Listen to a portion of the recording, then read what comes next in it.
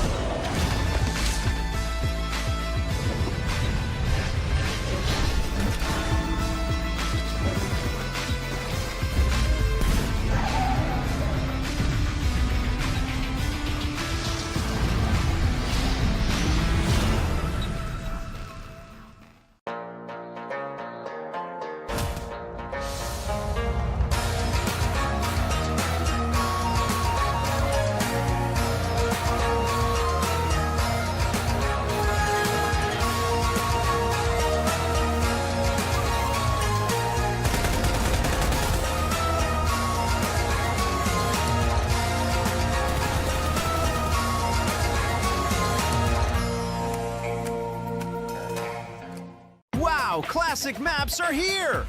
Experience familiar gameplay, fun reimagined. Start a hide-and-seek competition. Evade pursuing players. Clever concealment. Where's the safest place to hide? Master the Shadow Blade. Deflect projectiles to defeat enemies. Attain victory! Go to World of Wonder to try out more interesting maps. Want to experience fast-paced gunfights? Then you definitely can't miss PUBG Mobile's Arena Mode. It's the perfect battleground to hone your skills. Arena features a variety of gameplays with some shared traits. You can slide, automatically heal when outside of combat, and have infinite respawns during the match. Don't worry about becoming a crate and focus on pure combat fun. Team Deathmatch. Before the match, you need to go to the loadout to equip weapons, attachments, and throwables. Arena training. Weapons can be freely picked up at the spawn point. No need to worry about loadouts in advance. Gun game is full of random fun. Every time you defeat an enemy, your weapon will change to something else, from SMGs to rifles to sniper rifles, with the final blow from the pan. Experience the thrill of eliminating enemies with various weapons. Complete arena matches to earn 2 growth gifts. Evo EXP. Increase Evo level to unlock more firearms. Weapon mastery. Increase mastery to unlock more attachments. Want to prove your strength? Join Ranked Arena. Your judgment and on-the-spot decisions are key to victory. The top 1,000 ranked players at the end of the season can obtain the Arena Dominator title. Climb the tiers to get more exclusive arena rewards. Join the arena now and be the next legend.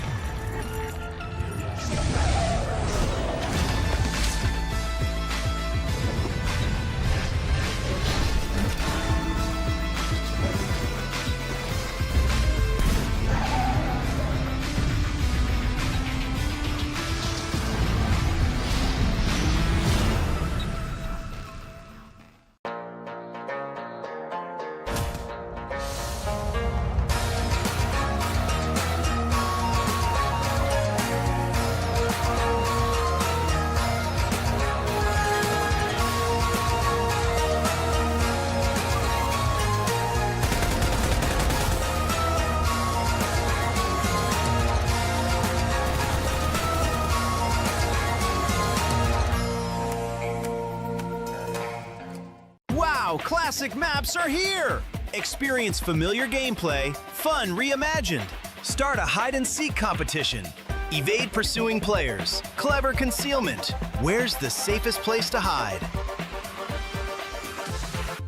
Master the Shadow Blade. Deflect projectiles to defeat enemies. Attain victory! Go to World of Wonder to try out more interesting maps.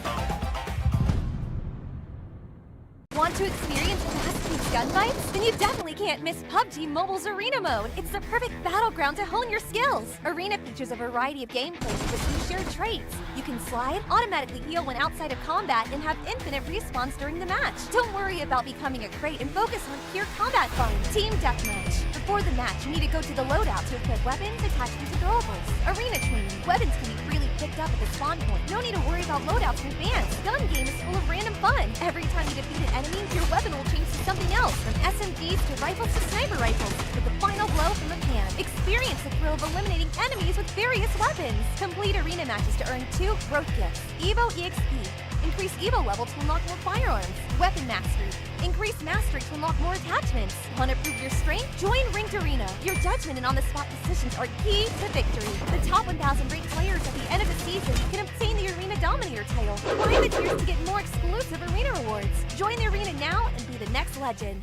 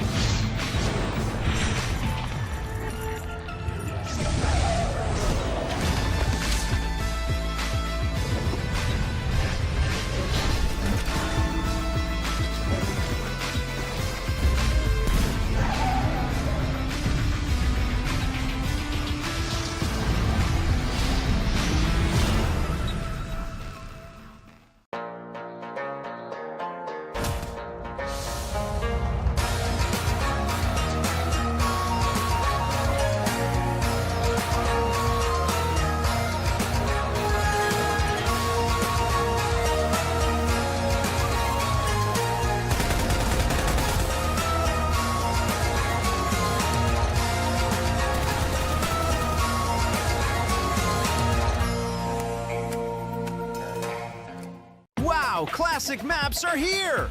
Experience familiar gameplay, fun reimagined. Start a hide-and-seek competition. Evade pursuing players. Clever concealment. Where's the safest place to hide?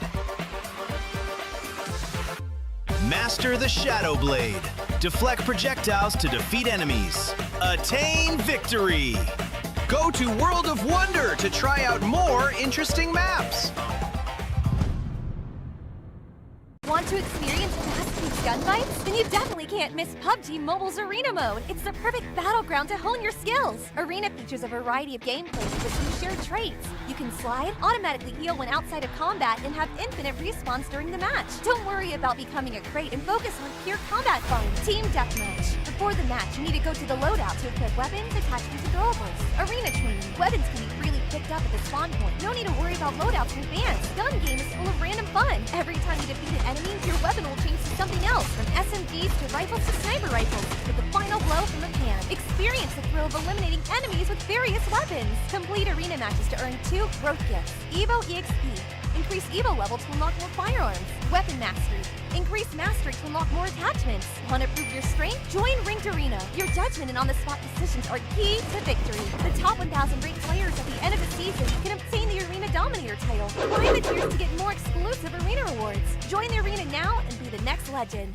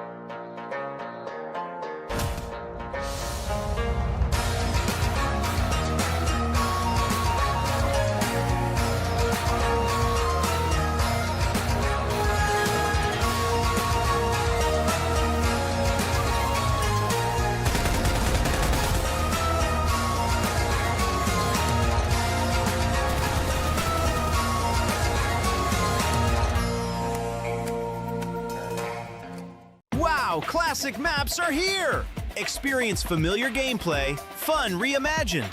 Start a hide-and-seek competition. Evade pursuing players. Clever concealment. Where's the safest place to hide? Master the Shadow Blade.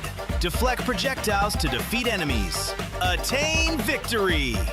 Go to World of Wonder to try out more interesting maps. Want to experience fast-paced gunfights? Then you definitely can't miss PUBG Mobile's Arena Mode. It's the perfect battleground to hone your skills. Arena features a variety of gameplays with some shared traits. You can slide, automatically heal when outside of combat, and have infinite respawns during the match. Don't worry about becoming a crate and focus on pure combat fun. Team Deathmatch. Before the match, you need to go to the loadout to equip weapons, attachments, and throwables. Arena training. Weapons can be freely picked up at the spawn point. No need to worry about loadouts in advance. Gun game is full of random fun. Every time you defeat an enemy, your weapon will change to something else, from SMGs to rifles to sniper rifles, with the final blow from the pan. Experience the thrill of eliminating enemies with various weapons. Complete arena matches to earn 2 growth gifts. Evo EXP. Increase Evo level to unlock more firearms. Weapon mastery. Increase mastery to unlock more attachments. Want to prove your strength? Join Ranked Arena. Your judgment and on-the-spot decisions are key to victory. The top 1,000 ranked players at the end of the season can obtain the Arena Dominator title. Climb the tiers to get more exclusive arena rewards. Join the arena now and be the next legend.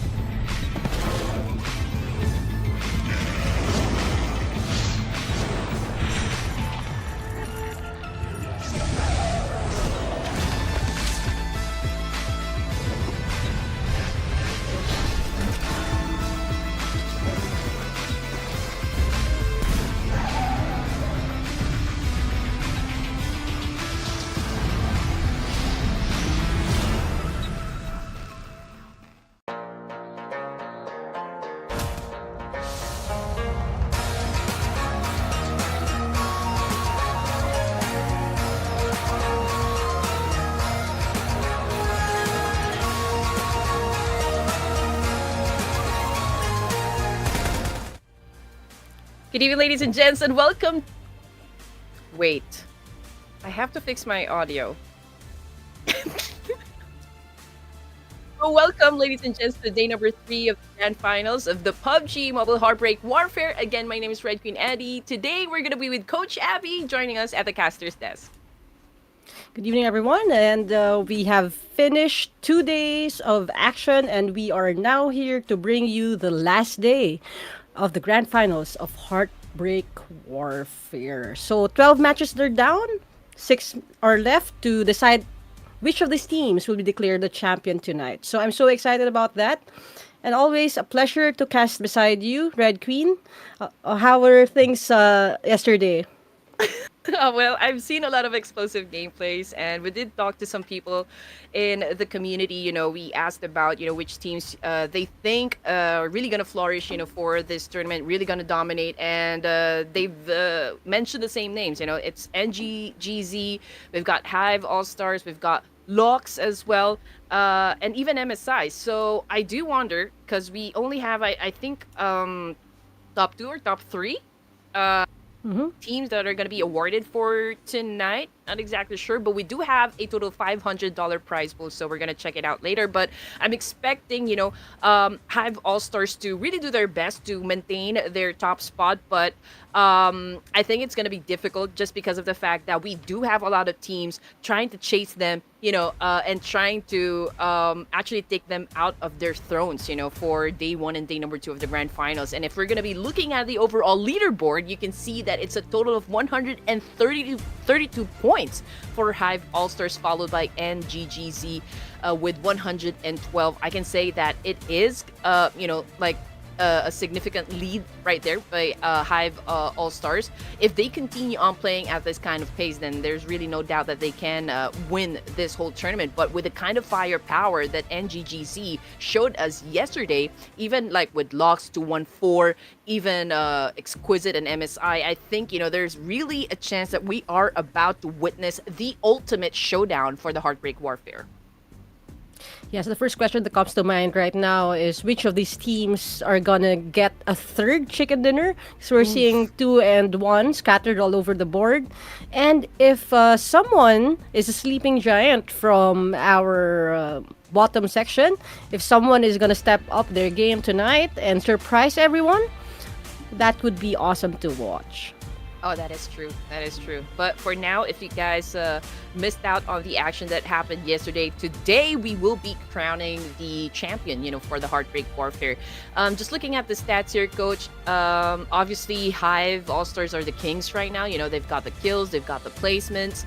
They even stacked, a couple of chicken dinners here. So that balance, I feel like they are the team that everyone else is, they have to chase, just like we mentioned a while ago. But we have to consider NGGZ, Karma Gaming. We do have MSI as well. We've got Replay and 214 because they've been consistent, from yesterday's set of matches. But we're gonna for today, we're going to have the same lineup when it comes to the maps here. We're gonna kick things off in Rondo, and then 3 Erangels back to back, but we're gonna cap things off in Miramar. Definitely. So the first game is the one that's setting the tone. It's more of a warm-up.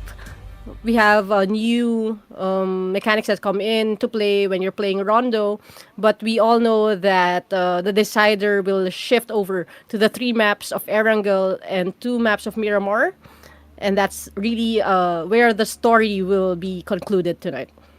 That's true. So Rondo, I feel like this is going to be a fast-paced game, and then Iranko, we're gonna slow things down, and even I think when it comes to Miramar, I was expecting yesterday that it's gonna be slow-paced, but I think we finished off the 2 games in Miramar quite fast. By stage 5, stage 6, we're already done. Yeah, that was a quick pace that was set last night.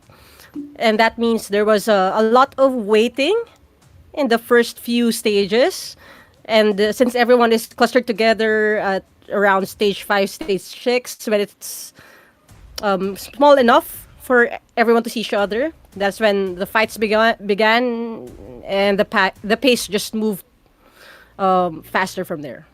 Notable teams, NGGZ, Karma Gaming, I feel like they're the brawlers in this competition. They love to drop huge elimination numbers, but the thing is they're not always locking down, the late circles. So that's what they need to prioritize for today if they really want to win. Because I just know that they know how to bring on the chaos. And when they're hot, they can really flip the whole lobby here. MSI, what can I say about the team? They are really pure firepower here.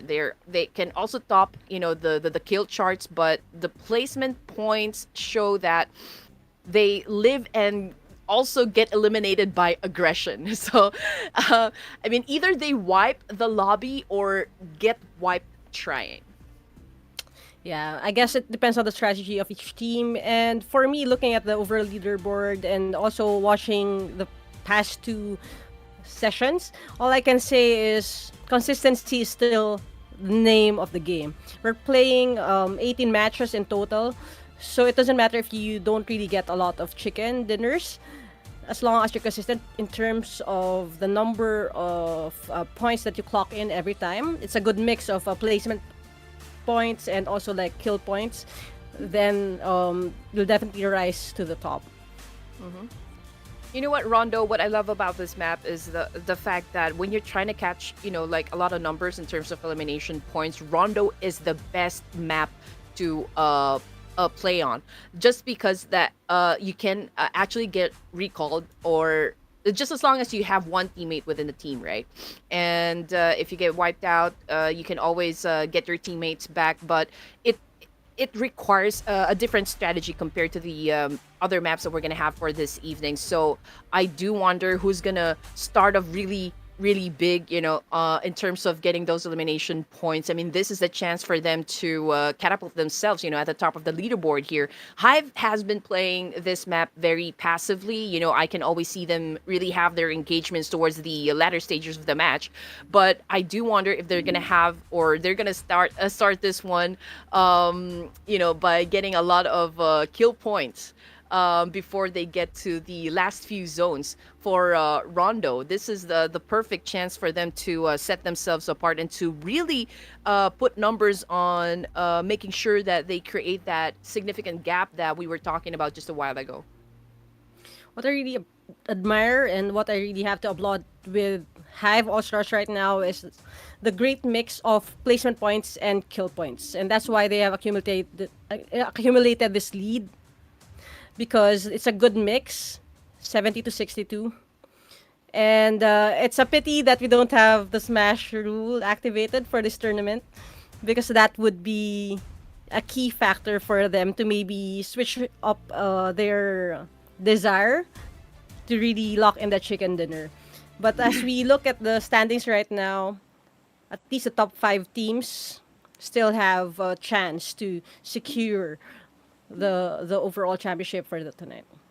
That is true. But anyway, here we go, ladies and gents. The moment that you have been waiting for. This is the final day for the PUBG Mobile Heartbreak Warfare. Again, brought to you by Infinity Live and Nerd Herd in partnership with Tencent. So please make sure that you guys make a lot of noise down there in the comment section and root for your favorite teams and players. And invite more people to come join us for this live broadcast. Big shout out to all the teams that participated for this tournament. We got 214 Pro, Mercs for Hire Esports, Extrication, Not So Good Games, Locks International, Alpache Esports, Hive All-Stars, Replay, SH Hydra, Azrael, Barangay Tactics, Misfit International, Exquisite Esports, Karma Gaming, Flick Esports, For Kings, and Azrael Blitz. Now we're looking at the flight path here on your screen, and we do already have like a couple of teams getting close to one another, and that would be teams Exquisite and NGGZ, same drop spot as yesterday in between Phong Tun and Lan Po.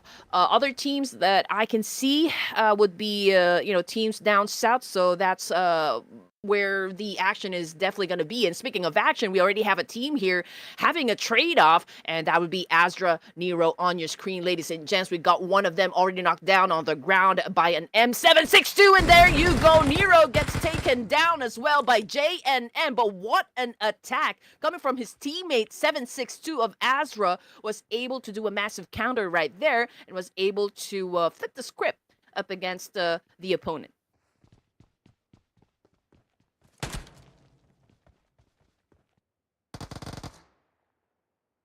And the fight continues on, ladies and gents. We already have 2 players out from the team replay. Let's see if they can recover this situation. Mamba, Kratos, all together in one spot here. Coming from the kill feed, it's Flick actually losing one of their members. Somewhere inside Rondo as well. On your screen, we got 762 trying to probably get some more equipment, weapons, and attachments just to make sure that he can effectively defend themselves, up against the opposition. But switching over now to Banana of Hive All-Stars, and this is an early engagement for the team. We've got Banana right now trying to dance off up against Angry Set of ALP. Here comes 7 to save his teammate, but unfortunately, Banana Onana, well, just made sure that, hey, I don't think you can, I can let you pass through. 2 points in the bag instantly for Hive All-Stars. It's a banana and a banono. He's not passing that big rock over there, and that's a great engagement for Hive, locking in the first 2 points for your team. And actually, we're seeing a lot of action right here on Rondo, and that's a good tempo that's being set on this third day of our Heartbreak Warfare Grand Finals. Ooh.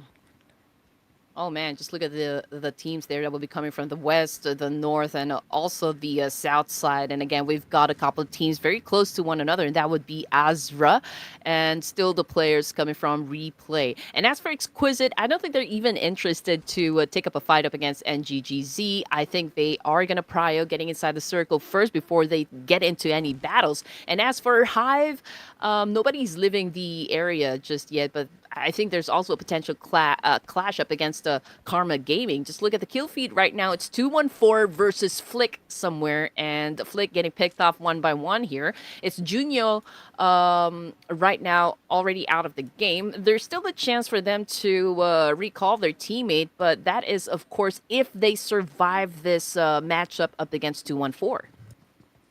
Yes, definitely. People are. It's the space is too small for 2 teams right now, and we are seeing 214 and Flick close to each other. Wait, was that Azra versus Azra? What is happening right there?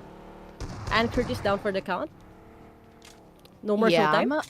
I'm a little confused, but okay. But we're gonna check with mission control later on. But yeah, we are now looking at the situation here with 214. So Flick, I believe, is still alive, but they've already lost like maybe 3 of their players. So I mean, like, it's a good thing because they still have 1 more to go. So he can probably just, like, be safe and go to a terminal somewhere to recall his teammates.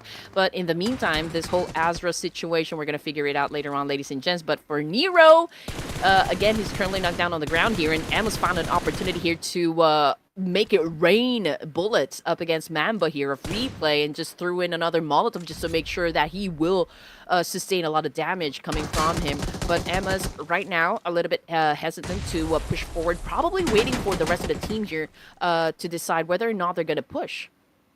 Yeah, we are seeing Azra trying to defend their space. Replay is right here, trying to heal up their wounded comrades, and Kratos is down again, this time from a frag grenade. And that is something that we are excited to see. Azra now storming that building where Kratos is down, and Mamba is out for the count as well. That was great scouting over for the Azra team right now, and we are seeing them really, really bring on the pain for Replay. Jam is here, trying to be the hero for his squad right now. We know that Rondo is providing a chance for teammates to be revived. So if he can be the hero for this one, the momentum can still shift. But we are seeing Jam right now trying to cover, attacking, but he doesn't know that there are 2 players there. Oh, he is also down. Okay, that's it, I guess, for our Replay team. It's a pity that they're not able to defend themselves with Azra. Yep, Emma's with a haymaker right there. Great way to save some bullets. Now, we've seen Flick actually go up against 214 a while ago, but they found themselves, in another altercation, this time with SH Hydra. Although we're looking at Kenji, and he was able to put up at least 2 elimination points for the team here, but they're not catching any breaks here, coach. SH Hydra, although they already suffered 2 casualties from the team here, but they continue on dominating Flick in this situation. So let's see if they can actually close this fight with them coming out on the top. But we're looking at Karma Gaming at the moment. Mix just got revived, or recalled rather, and they're going up against Hive. All-Stars at the moment, and cool! What a shot from a distance. He was able to put down Monboy from that small window right there. Now the question is, Hive right now a little blooded in this situation, so I'm not exactly sure if they can actually survive this one, because Karma Gaming is showing a lot of aggression here. Monboy is not just down, he is really out, and Pretzel as well is following him out.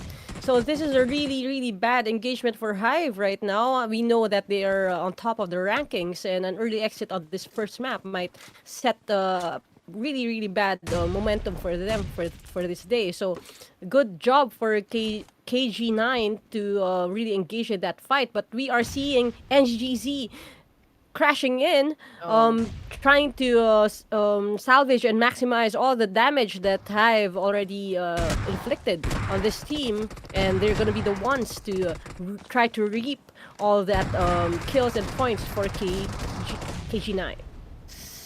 I mean, Hive already out. Man, I wasn't expecting that. What First team out.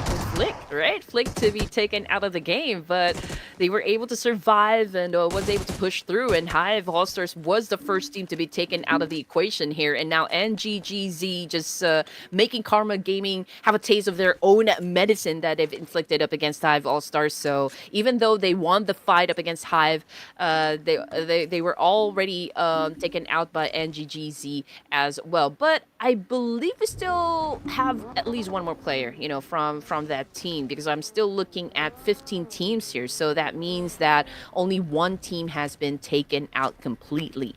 And now this is the situation currently on the map feed, ladies and gents. Replay still stuck around Rinjiang.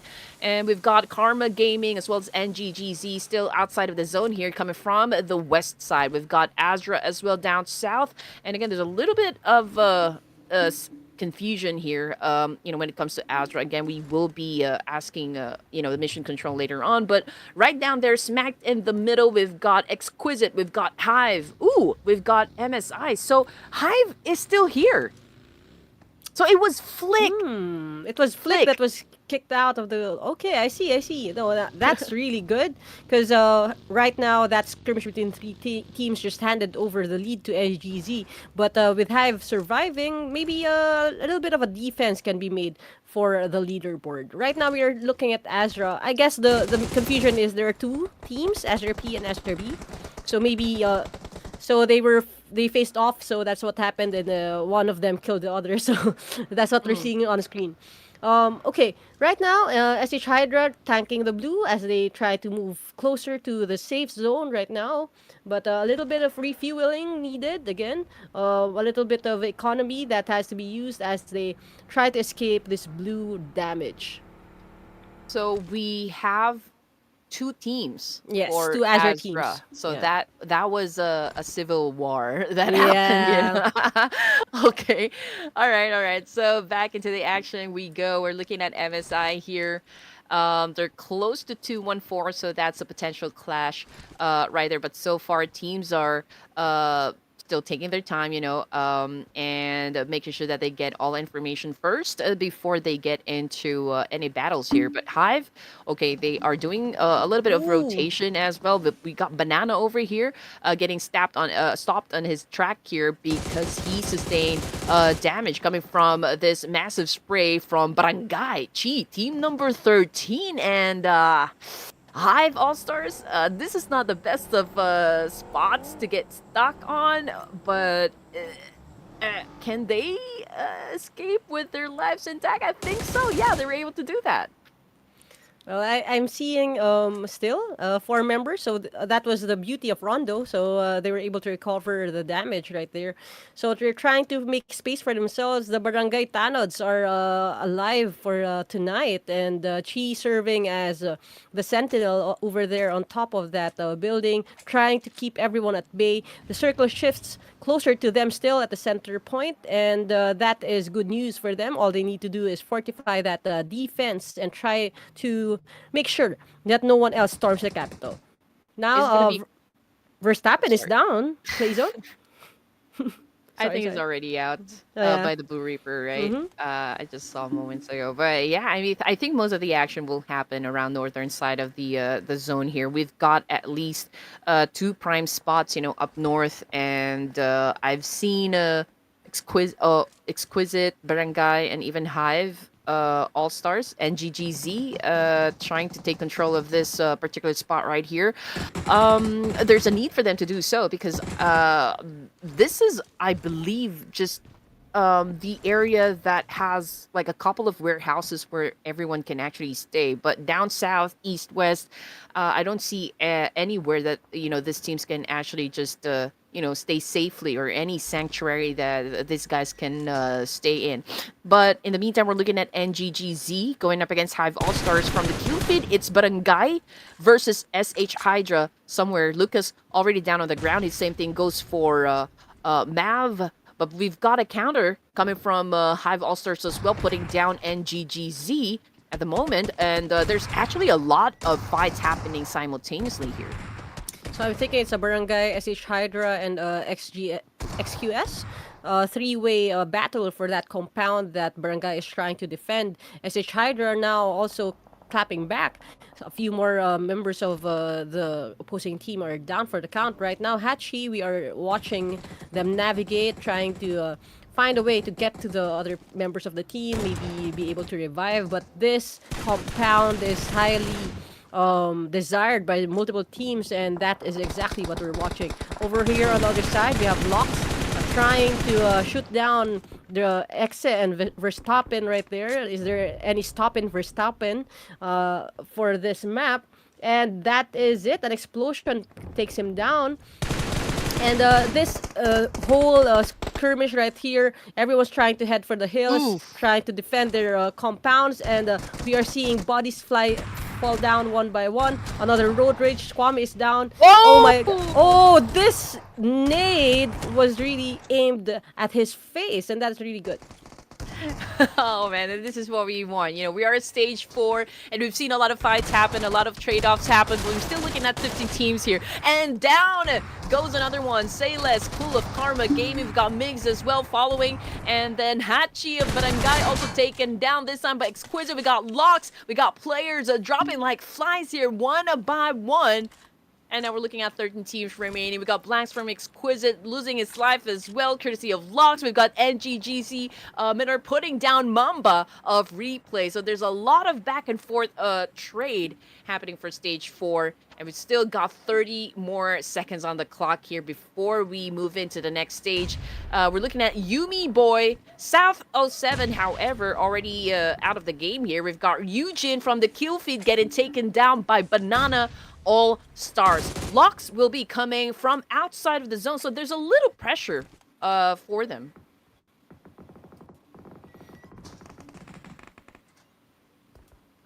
Banana. Oh no. Okay, so Hive All Stars right now having an exchange up against 214, is currently knocked down on the ground here, and Curtis trying to respond back to Jam of Replay. We've got Rujin taking a big hit coming from Hive All Stars. We've got Pretz with an accurate nade, and he was able to put down a player from 214, and that's the confirmation coming through. 214 losing some members, and Hive All Stars right now bagged a total of 7 elimination points. We do have a total of 3, 4, 5 teams inside this compound. Yeah, it feels like a barangay, definitely. This compound is contested by multiple teams, and now it's too close for comfort. Everyone is keeping distance at each other, but the space is just too small. 214U is down for the count. We are seeing Capo trying to approach the teammate, trying to smoke his way of this room right there, trying to find hope to revive, but Oh now no man. more. He's gonna be alone for this map. Capo is really just trying not to make any noise as he hears more footsteps come in. We have Hive in the vicinity, SH Hydra also as well, and MSI is also right here engaging with the rest of the SH Hydra.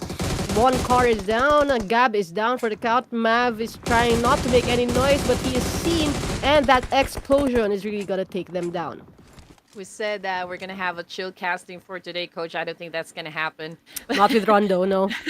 No, I don't think so. But anyway, the fight continues on, ladies and gents. We're looking at El Pache. We got 7 to win a massive spray here. We got Monboy knocked down at the moment, and that was by 7. Ooh. We got Pretz shutting down a couple of 2-1-4, and just like that, at stage 5, we're looking at 8 teams remaining, and Hive All-Stars, being the kings of this tournament, now was able to stack up a total of 9 elimination points. They're currently in the middle of this compound right here. I feel like they have most of the control. I mean, like in terms of space, they're definitely dictating the tempo here. But it will be a little bit of a challenge for Hive All-Stars to defend or even maintain the pace, just because of the fact that they're down to 3 members, and it will be, difficult for them to pick up their teammate, which is Homeboy. Definitely, again, they are in a highly coveted compound, but I do not covet the position they're in. Anyone can just attack them and do a pincer movement. 2 teams on top of them and another on the bottom. So that's really interesting. Meanwhile, NGGZ is right here against M4H, trying to find space for themselves. Swag right here, trying to check out where the noise is coming from. But 2 members from M4H are already out, and the third one follows. So it's just Swag right here trying to be the sole survivor for the rest of the team. And will he be spotted? Now there's more action coming up. Azra and GGC are already facing it off on another side of the map. And M4H exits the whole lobby. We are left to 6 teams for our map. 8 elimination points now for NGGZ. Currently the second placers in the overall rankings. We've got MM bagging most of the kills here, and they continue to rack up some more. We can see that Hive All-Stars already was able to pick up their teammate here, so they're back on a 4-man squad. They're close to MSI, so I feel like, the first clash definitely will happen between Hive and MSI. We've got Genji here coming from Exquisite, not moving a muscle here, asked to not reveal his location for now. Obviously, he will be at a disadvantage here, considering the fact that we do have a lot of squads here in just one spot. Now, the circle had gone really small here, so it's getting really crowded at the moment. Most of the fights happening down south of the zone here. But Hive, let's see if they can still effectively defend their spot here. Because a lot of teams, I feel like, pointing their guns towards them. It's an interesting circle right now. It is a compounded problem for the rest of the team, as the compound is still the safe zone for the next stage. So it's just really finding your space. Do you want to settle on the rooftop? Do you want to just guard the outskirts of the town? Or do you want to smoke and build yourself your own fortress, just like Azra is trying to do here? But DOS is also looking at them, and they know exactly where they are. It's only a matter of throwing the frags and the area damage utilities to secure those kills and reap that victory. But right now, it's a marvel that there are 6 teams huddled up together in this really small space, and we are seeing a lot of movement right now. NGGZ trying to move in along with the zone as it closes in, but they're gonna crash right into Hive, into this compound where they have been waiting for an engagement. Monboy is down,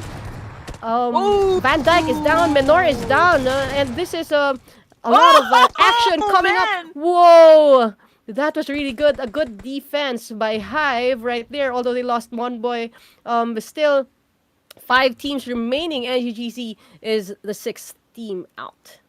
Oh my goodness. Hive All-Stars, they know what their mission is. They know their assignment, and they're doing just that.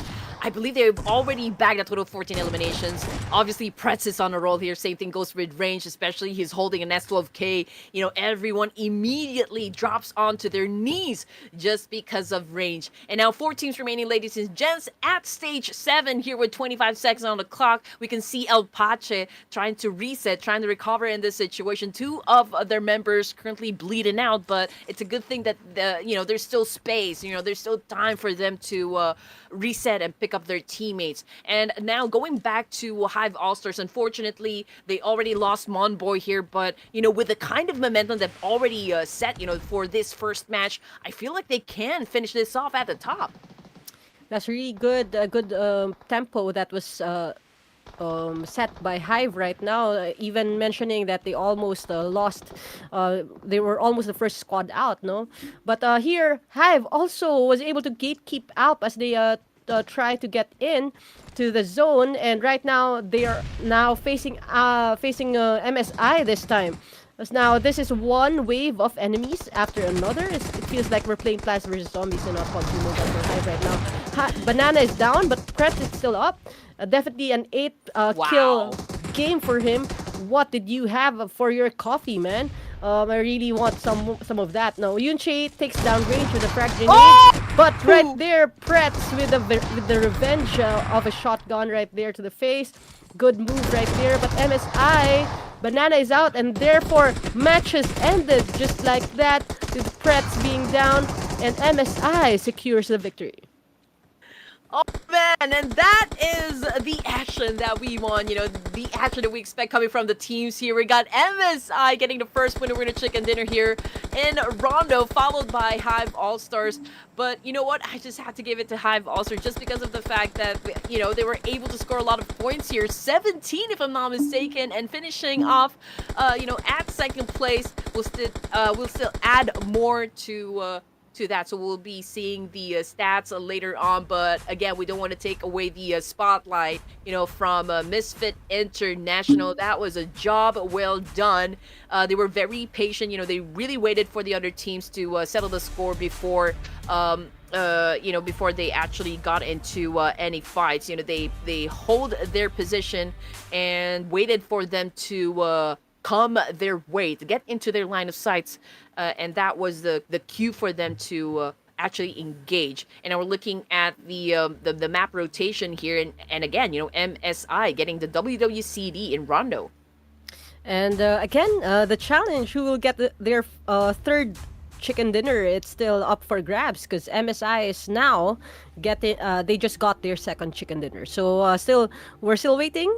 If there's a team that will get their third, that's something that I guess we'll figure out as we move on to match 2, 3, 4, 5, and 6.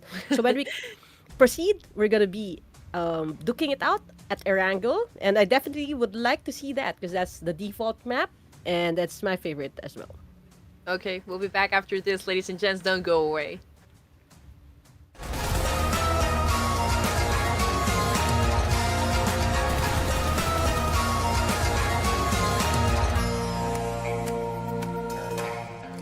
Wow, classic maps are here! Experience familiar gameplay, fun reimagined. Start a hide-and-seek competition. Evade pursuing players. Clever concealment. Where's the safest place to hide? Master the Shadow Blade.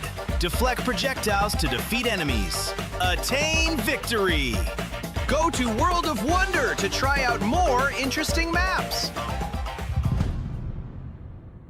Want to experience fast-paced gunfights? Then you definitely can't miss PUBG Mobile's Arena Mode. It's the perfect battleground to hone your skills. Arena features a variety of gameplays with some shared traits. You can slide, automatically heal when outside of combat, and have infinite respawns during the match. Don't worry about becoming a crate and focus on pure combat fun. Team Deathmatch. Before the match, you need to go to the loadout to equip weapons, attachments, and throwables. Arena training. Weapons can be freely picked up at the spawn point. No need to worry about loadouts in advance. Gun game is full of random fun. Every time you defeat an enemy, your weapon will change to something else, from SMGs to rifles to sniper rifles, with the final blow from the can. Experience the thrill of eliminating enemies with various weapons. Complete arena matches to earn 2 growth gifts: Evo EXP, Increase Evo level to unlock more firearms. Weapon mastery.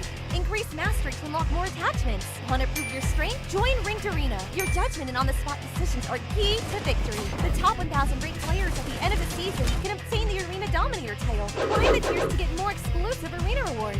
Join the arena now and be the next legend.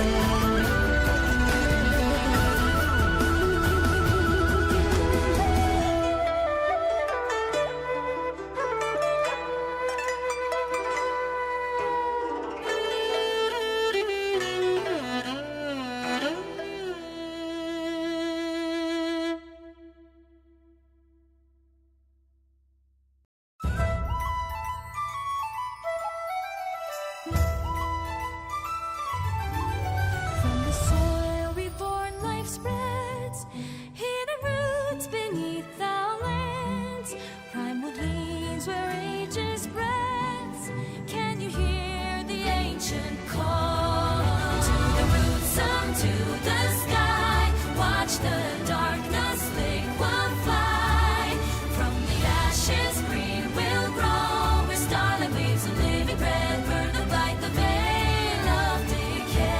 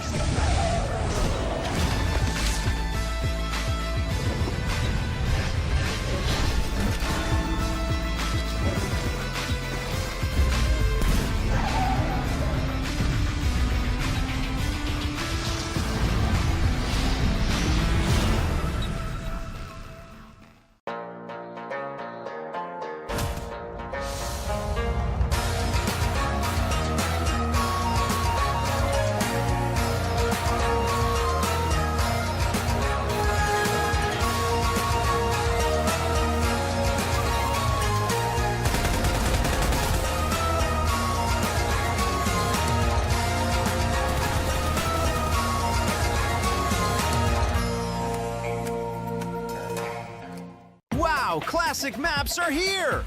Experience familiar gameplay, fun reimagined. Start a hide-and-seek competition. Evade pursuing players. Clever concealment. Where's the safest place to hide? Master the Shadow Blade. Deflect projectiles to defeat enemies. Attain victory! Go to World of Wonder to try out more interesting maps!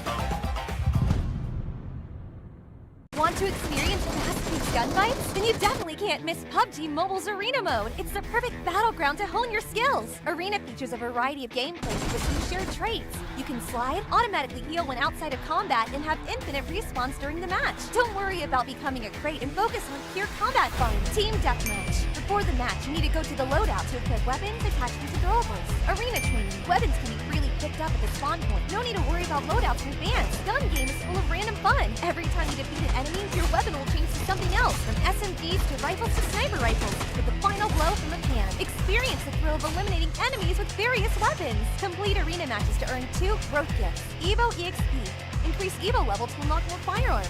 Weapon mastery. Increase mastery to unlock more attachments. Want to prove your strength? Join Ranked Arena. Your judgment and on the... So, in the first round, we have MSI giving everyone a run for their money on Rondo, and that is how it ended for the first game. And now we are headed over to Wrangle. And if you are staying tuned, please let us know which team you are supporting in the comment section. And let's keep this fire burning for the rest of the teams as we move on with the rest of the matches. Hi, this is Coach Abby, and I'm with Red Queen Andy, and we are bringing to you the action and the heartbreak tonight at the last and conclusion of Heartbreak Warfare, and it's exciting to be able to do this. Oh, yeah, definitely. Big shout out to everyone who's been very active down there in the comment section. We've got Hani AU, Ash Leia, Villa Juan, Jeremy Gabon, Joypel, Cat B, CJ Estela saying good luck MSI. We've got Jennifer Carswell rooting for Barangay this time. So big shout out to everyone. Please continue on making a lot of noise in the comment section and cheering for your favorite teams and for your favorite players. And please don't forget to share our live broadcast. Invite your friends. The more the merrier, so that everyone can see just how good our players, how good our teams are in our local community. Now, getting back to the match results on your screen, ladies and gents, we got MSI again taking the win for Rondo with a total of 25 points. For this, we've got Hive as well, scoring a total of 23. NGGZ coming in at third place. They're currently tied up with Alpache as well, 11 points. Exquisite at number 5 with only 9 points. So at least we have 4 teams that ended the game with a double-digit score. So that is a pretty strong start, for this top 4 teams. Definitely. Now, MSI are really bringing on the gauntlet of damage right there with 15 kill points and 10 placement points. But it's good that Hive is not far behind. But this is going to be a wake-up call for NGGZ right now and ALP, as they are also rounding up the top 4 for our first map. Again, we still have 5 matches to go, and there's still a lot of points to be won. But one key thing that we have in Rondo is because of the revive and resurrect mechanic, there's more kill points up for grabs, but that is not the case for Wrangle and Miramar. Now, we are anticipating a bit of change in terms of the pace and the strategy for these teams right now. Are they going to play a little bit more conservative? That's the one thing that I think I could bet my money on. You know what? I'm still not over the fact that, Hive All-Stars was able to really stack up a huge number of points here for the Rondo map. Same thing goes for MSI, to be honest. And that is exactly what we expect, coming from the teams here when they play Rondo. This is a big opportunity for them to catch up on those teams currently at the top. If you are part of the bottom half of the overall rankings, then there's a need for you to really turn up your aggression. And Hive All-Stars understood the assignment, right? Hive All-Stars currently at the top of the leaderboards here, Coach, and there's a need for them to really keep up the pace here, and that means playing at a high octane level. And with the kind of performance that we've seen them do in Rondo, I think it's safe to say that Hive is still at the top of the overall rankings here. But then again, they shouldn't be complacent. They shouldn't feel relaxed at this point. It's not even sure if they can really be the ones that will be crowned, for the Heartbreak Warfare. There's NGGZ, there's MSI really doing great as well. So it's going to be an interesting fight that we're going to witness for the back-to-back Erangles for this evening. Again, the consistency will be tested for the teams here. Yeah, it's a very interesting mix of whether you're gunning for placement points or you're gunning for more kills, and that is the plot that we are gonna be waiting on, and it's just bound to thicken as we approach the second map of this night. Now we have a flight path going from mid east to lower or southwest, and here we have the teams trying to make use of this flight path, trying to secure their spaces for them to initially loot for the first few moments of our game. Interesting because usually a flight path like this kind of is a troll kind of flight path. From my experience playing the game, this is usually where the tricky circles happen. But I don't know, knock on wood, maybe he will see a more conservative kind of a rotation for now. So here we are seeing them spread over all around the map right there, and we are seeing, I think, Lux is headed over to the military base, and 214 as well. So are we in for some early engagements? We'll have to wait and see. You know what? This is a very similar flight path that we've witnessed yesterday, one of the Wrangles. So I am expecting teams to just play it, in the same drop spots here, and even the circle. Man, this is like the same thing that happened yesterday. So it had favored the northern side. So most of the fights and most of the teams will be coming from down south. So again, we will be seeing probably Locks and 214 having an engagement somewhere when they're already on the way back to the main peninsula, and Pachinki getting occupied by Hive All-Stars here. It's pretty much the same thing, but it's interesting because I can see Exquisite, close to Pachinki. Same thing goes for SH Hydra, so perhaps a fight can break out, eventually. So let's see if that's exactly what is going to happen later on. But in the meantime, Hive All-Stars really focused on, just packing things up and getting some weapons.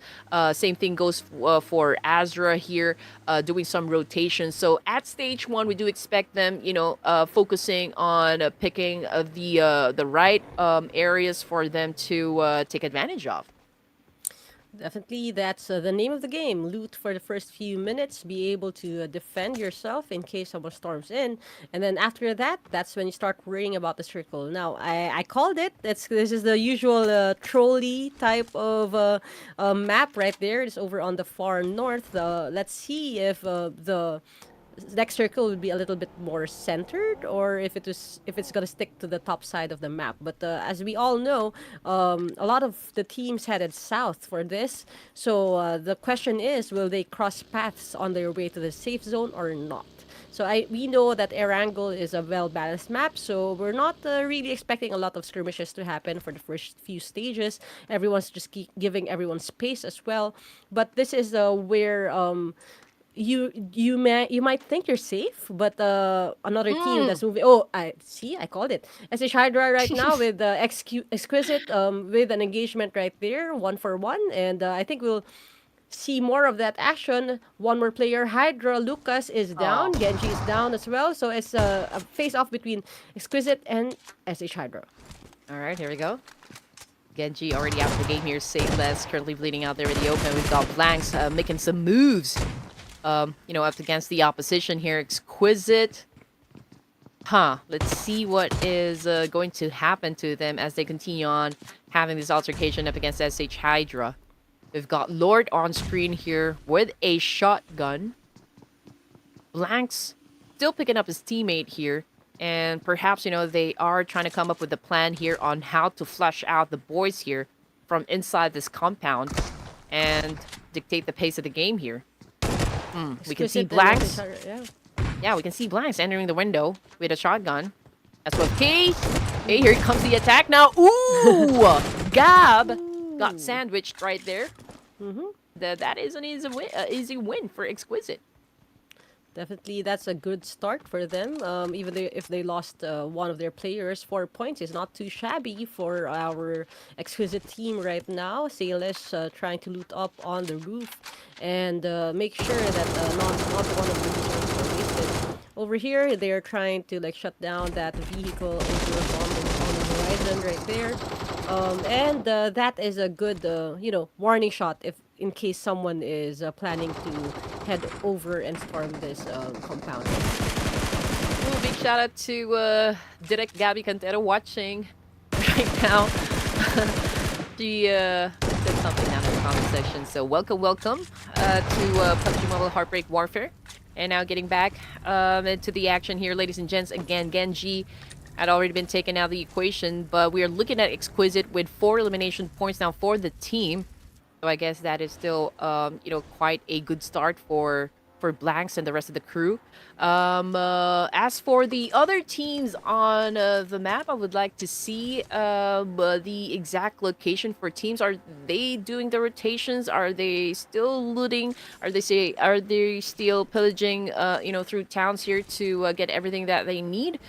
Or are they, prepared to get into a battle? Hopefully, we see the map feed. Yep.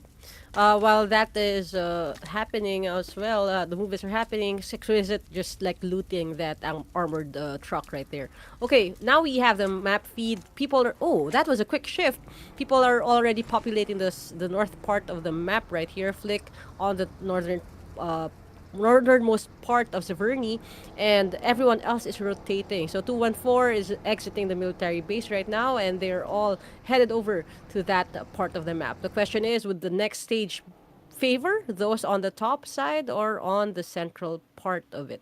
So we know that's where the risks will come, whether you could cross over to the other side once it settles down. All right, there is an action that's about to go down here in Rozok, and that would be, coming from the boys of Alpache and MSI.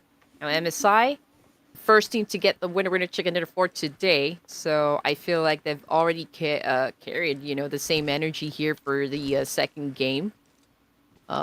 We can see Sada right now trying to peek, trying to find that best angle to shut down some players from Alpache. In the meanwhile, we can see the other members just really waiting for the right opportunity to strike here. So far, it's just a little back and forth exchange here, but no hard push yet coming from both of the teams here. Yes, there's enough space for each of them right here at the southern part of Rojok right here, and they are still respecting each other's space. No one wants to be the first or the second team out now that we have one team eliminated. But again, it's a matter of knowing when to stop the looting and when to start the action. A lot of these teams still have a lot to gain by engaging in early fights because, again, the leaderboard is kind of favoring just a few teams, so we would want to see more of a step up from our midfielders and maybe even our bottom dwellers. For right now, Sed is scouting the area. Now on the other side, MSI and ALP still huddled together in this tiny space right now. They could hear the footsteps. They could definitely feel that there's a strong presence right here along with them, but no shots fired just yet. Okay. I mean, it's too early to get into a fight anyway, but then again, this is already the third and final day for the Heartbreak Warfare, so there's a need for the teams to really step on the gas here, pick up the pace. We've got MSI still not really going for the push here. Perhaps, they haven't really gotten the full information just yet as to where exactly the members of Alpache are. But looking at the map feed, it's Lox and Azra coming from down south. Perhaps an engagement can happen since they're headed towards the same direction here and same entry point as well from down south. 214 also making their way inside the circle. I believe Karma Gaming is headed towards Rozok as well. And as for NGGZ, Execration, and even M4H, just on the other side of Rozok. So perhaps a three-way battle can also happen there. Yeah, definitely Rozok seems to be the place to be or the place not to be. ALP right now firing a shot and downing one of the players of MSI. This is going to be the start of the skirmish right there. And the other teams can also hear that. Maybe a third-party crash can be manifested if you will want some more action on our stream. Ooh. Now, Lox is fighting against Barangay right now. Barangay safely tucked in before, but it seems like Locks really stormed that space right there to claim it for themselves. Now, over here on the other side, MSI Yunche is trying to move away. Tony Kawai and Sarah are already down, and now there's so much more action happening all together. Locks and Barangay still with the fight, and here Whoa. one member dead and one is down for MSI, just like that. Okay, so moments ago it was just Alpache and MSI, but I think 214 interested to get into the mix there. So I think that was it. That was the decision that for that made MSI just leave the spot. They're not gonna be part of it. So I mean, especially we've seen Sarah took a big hit there. But anyway, we're looking at Locks here going up against Barangay, and we've seen Hachi getting taken down just moments ago. But it looks like Locks is the one about to lose the game here. Oh, and there you go, ladies and gents. Confirmation coming through. Again, Locks getting taken back to the lobby here. So we're looking at 14 teams remaining for stage 2. And now we're looking at 214. Back to them having an engagement up against Albache. We can see that 214 is still a complete squad here, so I don't see any problem with this team. But as for MSI, they keep losing some members. I just wonder if that was Sarah or another member, coming from the team. Verstappen shutting down or gets shut down by Jadil. And the fight continues on between Alpache and 214. There's a lot of fractured teams right now. Not a lot of teams or still have their full squad. Now this is an engagement between NGGZ and Execration right there. Jarrell is down. NGC looking at the rest of the team right now, trying to cock in this grenade, and it does hit Action. So Action is down, but another player is up on the second floor. He is gonna have to change position because he has been revealed, and this is a great third-party opportunity for F4H storming and attacking that compound right there, trying to reap what the other team has sowed. So it's Execration, M4H right here, and NGGZ in a three-way battle. All right, here we go. Not exactly sure how MM is gonna last in the situation going up against 3 members of M4H.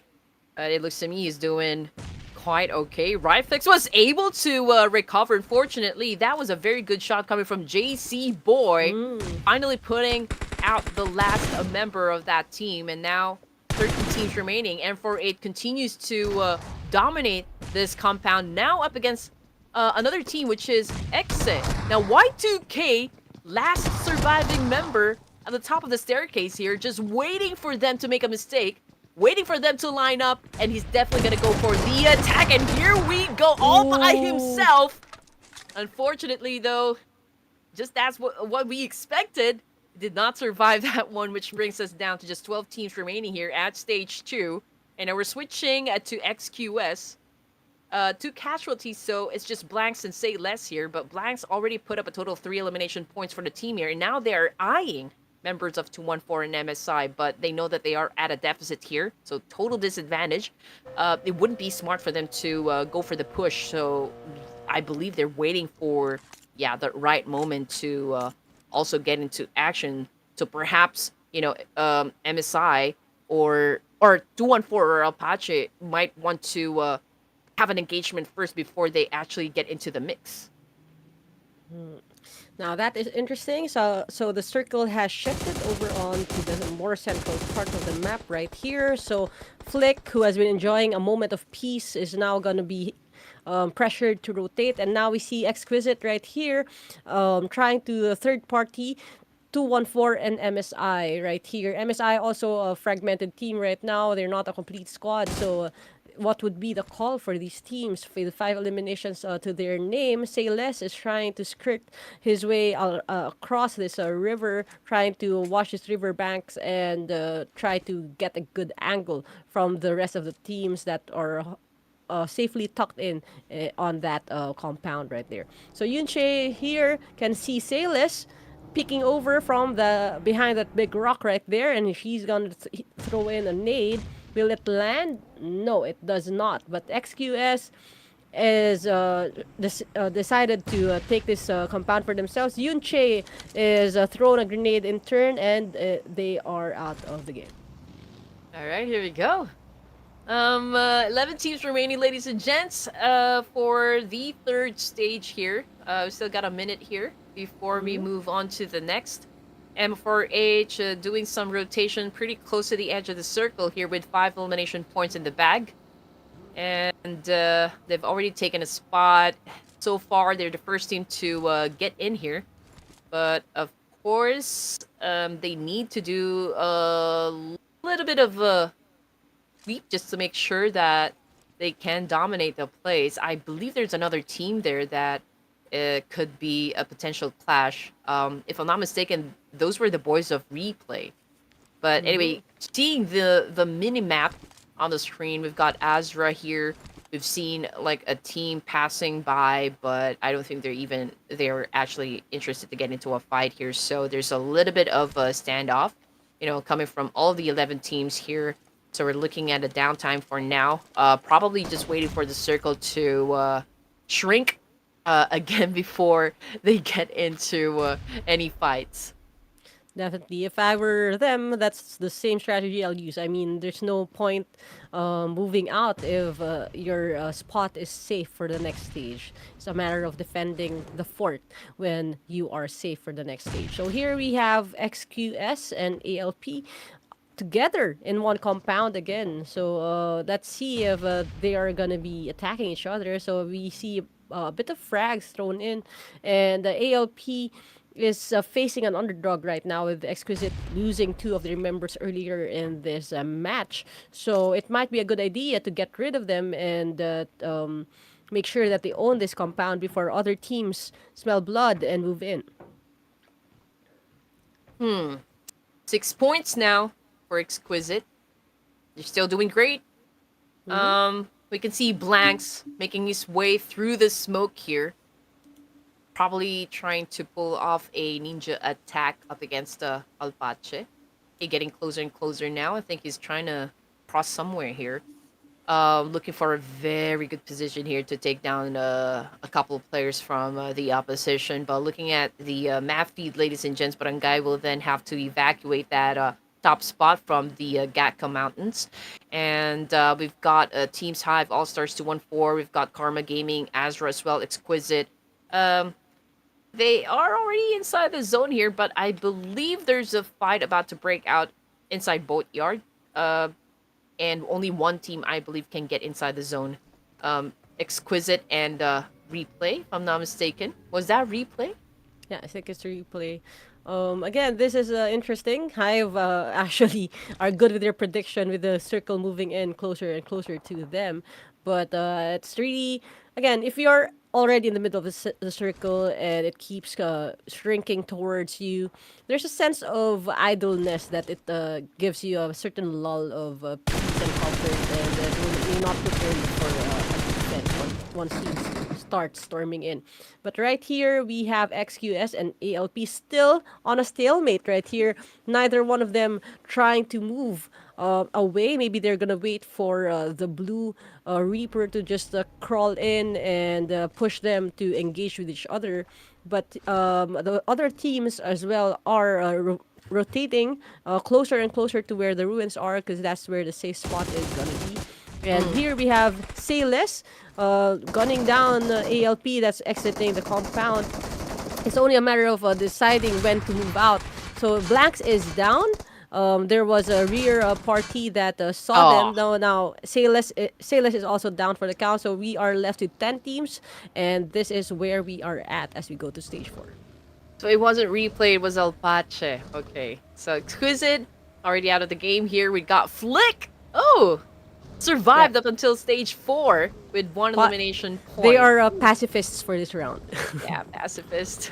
But you know what? Nobody is going to go home empty-handed, to be honest. I mean, Flick, even if they're not really doing great, for this tournament, I'm pretty sure that they've gathered all of the information, the experience, which they can absolutely bring into the next tournament here. And perhaps, we can see them dominate in the future tournaments to come. But anyway, we've got one of them knocked down on the ground here.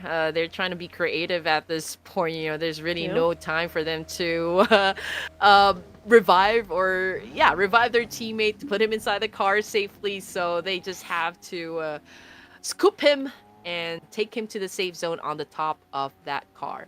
But anyway, looking back on the map feed here, ladies and gents, we can see Azra again close to replay. We got Flick as well, trying to score some points. 214 also staying at the edge of the circuit. Lots of gatekeeping opportunities here, so let's see if they can do just that. But from the kill feed, it's replay. Mamba getting a lot of action there. Emma's right behind that car. And 214 is just really capitalizing in this situation by getting a lot of elimination points. We got Flick getting taken down as well by Chi of Barangay. 6 elimination points. Barangay definitely doing good. But I think I spoke too soon because Chi just got taken down. But it's okay because Hachi is there, my brother. My brother, I will save you.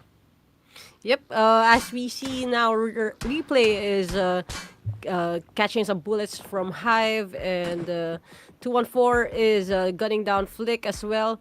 So Flick, with their pacifist move, is now struggling to get inside the safe zone. But one thing I would have to highlight right here is Hive was already in the middle of this next zone, but they chose to get out and be on the outskirts to do some gatekeeping and reaping, which is, I guess, their move for stage number 5. Right here on the screen, we have Hachi watching the horizon, keeping watch with all the teams that are coming in. I wonder if he has any knowledge that that's multiple teams that he can see and attack him from that ridge right there. ALP right here, they are watching all the action play out. ALP and Azra are all close together, and so they're still not inside the next zone. So again, it's a matter of timing, and we've seen this play out for ALP when they waited it out between them and Exquisite. So will this be a good move as well again for them? We'll find out this next few moments. For Hive International, just really have to make all the advantages work for you. So if they repositioned and actually went to the edge of the circle here, that means that they are really kill hungry at this point. They really want to make sure that no team will be able to get to where they are in terms of the points they've already set up on the board here. Coming from the kill feed, M4H, Alpache going head to head here. We've got Karma Gaming as well. Lucci making some moves. We've got Swag getting picked up or getting knocked down on the ground here. Not exactly sure if there's a teammate right beside him that can pick him up at this point. But M4H right now is not letting go of the situation here. A player managed to spot a couple of players up top and was able to take down at least one. So I feel like they're going to put a lot of pressure on that one. But this is not a very good spot for the boys of Alpache. I mean, they are right down there, smacked in the middle. And all of these teams are just really looking, to take them out. Definitely. So all the teams right now, all scattered. None of them are really clustered up together. So it's a matter of finding out more information where the other teams lie. So here we have Azra being gunned down by Hachi, as well as Azra Nero being out of the game. 214 MIN is shooting down 762 as well. So all those different teams right there on that ridge being able to see each other and trade shots. 7 is down as well, and Azra XY is out of the game as well. So here we have 6 remaining teams. All of them are fragmented and fractured. Not all teams are together because it's a hillside battle right here. Over here we have an M416 being pointed across. M4H right there. So Azure knows there are teams to the left, teams to the right, but what move will be right for him? That is the question that we have. Too Cool right here on this safe spot behind this window. You can see Monboy and Banana right there from behind that rock. There's smoke. There's a little bit of cover for them to try to recover, but that can be said for the rest of the teams that are exposed. And Uncurtis, Kimets are all down as well. Again, it's a matter of inching your way closer to the next safe zone. You know what? Mercs for Hire showed up today. They have a lot of kill points for this first Erangel this evening. And now this is a very good view right here. So Karma Gaming absolutely has the best spot here. I mean, just look how open the space is, and it's gonna be hard for both Azra and Hive All Stars to even get close. I mean, just look at Swag. He is doing his best to just be on his belly here, crawl to get closer to where Karma Gaming is, and I think most, if not all, is doing the same thing. So it is gonna be hard. Karma Gaming is surrounded by snakes. I'm just waiting for Carmageddon to happen right now as Karma Gaming is waiting for the plot to play out. As we see in the map, it's not just about protecting this compound right there. It's about the timing, whether one team will attack first or not. So Hive right here is attacking them. So Monboy is already down. Pretz as well is entering from another different angle. Too Cool is down. Lucci is down. And they are taking claim with this compound. And right there, M4H is joining into this battle. It's a three-way battle right now with M4H being the last entrant. Lucci is down. This is a some bit of friendly fire right there. And there are only 3 teams remaining. So we are watching all this mayhem play out with the smokes as well. I'm just seeing all this bodies strewn down together. And still 2 teams survive. It's M4H and Hive. Man, that was a 2-2 split defense coming from Karma Gaming, and they weren't able to hold on to that, hold on to their spot here. That was tough, tough to watch. But let's see what's gonna happen between M4H and Hive All Stars right now. 2 remaining teams for a first Erangel. Can this be a back-to-back winner chicken dinner? Oh, no. MSI No, it's win MSI, during the yeah. first game. So Hive All-Stars, if they win this match, then this will be the first WWCD of the night. And now we are already looking at Swag here, currently knocked down on the ground. So I believe that is the Q Hive All-Stars has been waiting for to go for that push. Pretz right now on screen here. Rage is already out, so it's a 3v4 situation. Actually, is a great chance for them. All the other members of F4H are low. That is a huge frag that landed right there. Hive is now storming, attacking them, and it's a face-to-face battle. The shotgun to the head. That is it. Hive All-Star secures their first winner chicken dinner of the night and the 3rd for this whole grand final stretch. Man, I feel like Hive All-Star is making a statement here. Oh man, that they are the team to beat, for this competition. With the amount of numbers that they've already put up on the scoreboard, there is no doubt that they've already, let's say, created really a big gap, compared to the second placer in the overall rankings. I think we will be showing you guys the leaderboard after the 3rd match, so stay tuned for that one. Congratulations once again to Hive All-Stars for getting their 3rd? Is it their 3rd or 4th? I think 4th? it's the 3rd. Yeah. 3rd? Yeah.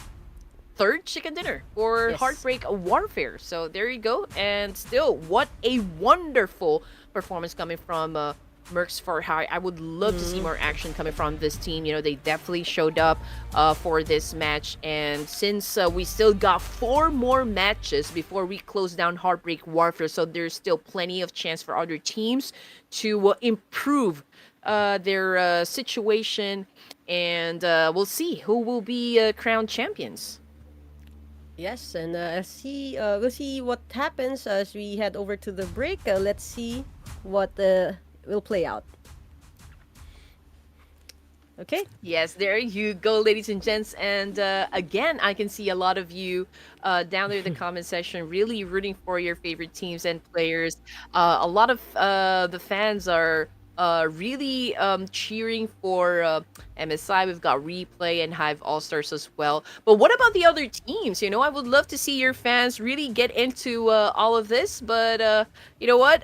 Before we head on to our 3rd match, ladies and gents, we will be taking a short break. So continue sharing the live stream, ladies and gents, so we can we can have more audience, so that the teams can really show what they can do, what they're capable of when it comes to playing PUBG Mobile. So stay tuned, don't go away, we'll be back after this. Decisions are key to victory. The top 1,000 ranked players at the end of the season can obtain the Arena Dominator title. Climb the tiers to get more exclusive arena rewards. Join the arena now and be the next legend.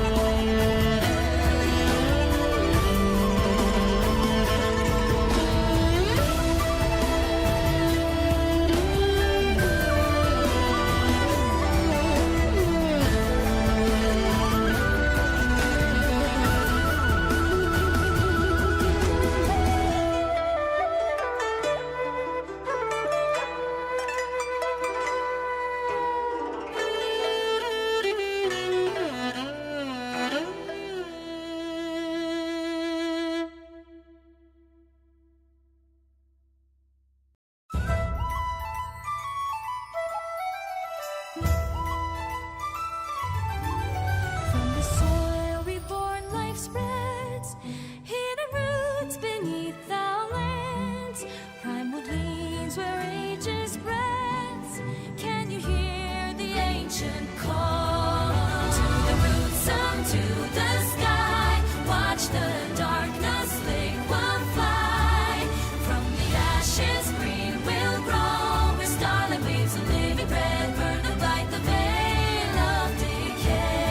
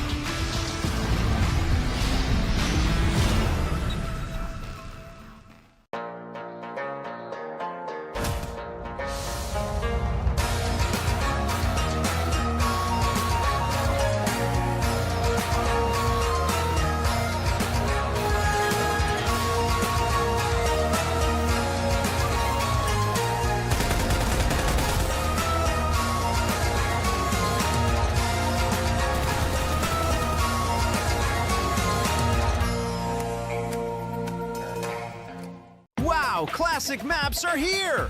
Experience familiar gameplay, fun reimagined. Start a hide-and-seek competition. Evade pursuing players. Clever concealment. Where's the safest place to hide? Master the Shadow Blade. Deflect projectiles to defeat enemies. Attain victory! Go to World of Wonder to try out more interesting maps. Want to experience fast-paced gunfights? Then you definitely can't miss PUBG Mobile's Arena Mode. It's the perfect battleground to hone your skills. Arena features a variety of gameplays with some shared traits. You can slide, automatically heal when outside of combat, and have infinite respawns during the match. Don't worry about becoming a crate and focus on pure combat fun. Team Deathmatch. Before the match, you need to go to the loadout to equip weapons, attachments, and throwables. Arena training. Weapons can be freely picked up at the spawn point. No need to worry about loadouts in advance. Gun game is full of random fun. Every time you defeat an enemy, your weapon will change to something else, from SMGs to rifles to sniper rifles, with the final blow from the pan. Experience the thrill of eliminating enemies with various weapons. Complete arena matches to earn 2 growth gifts. Evo EXP. Increase Evo level to unlock more firearms. Weapon mastery. Increase mastery to unlock more attachments. Want to prove your strength? Join Ranked Arena. Your judgment and on-the-spot decisions are key to victory. The top 1,000 ranked players at the end of the season can obtain the Arena Dominator title. Climb the tiers to get more exclusive arena rewards. Join the arena now and be the next legend.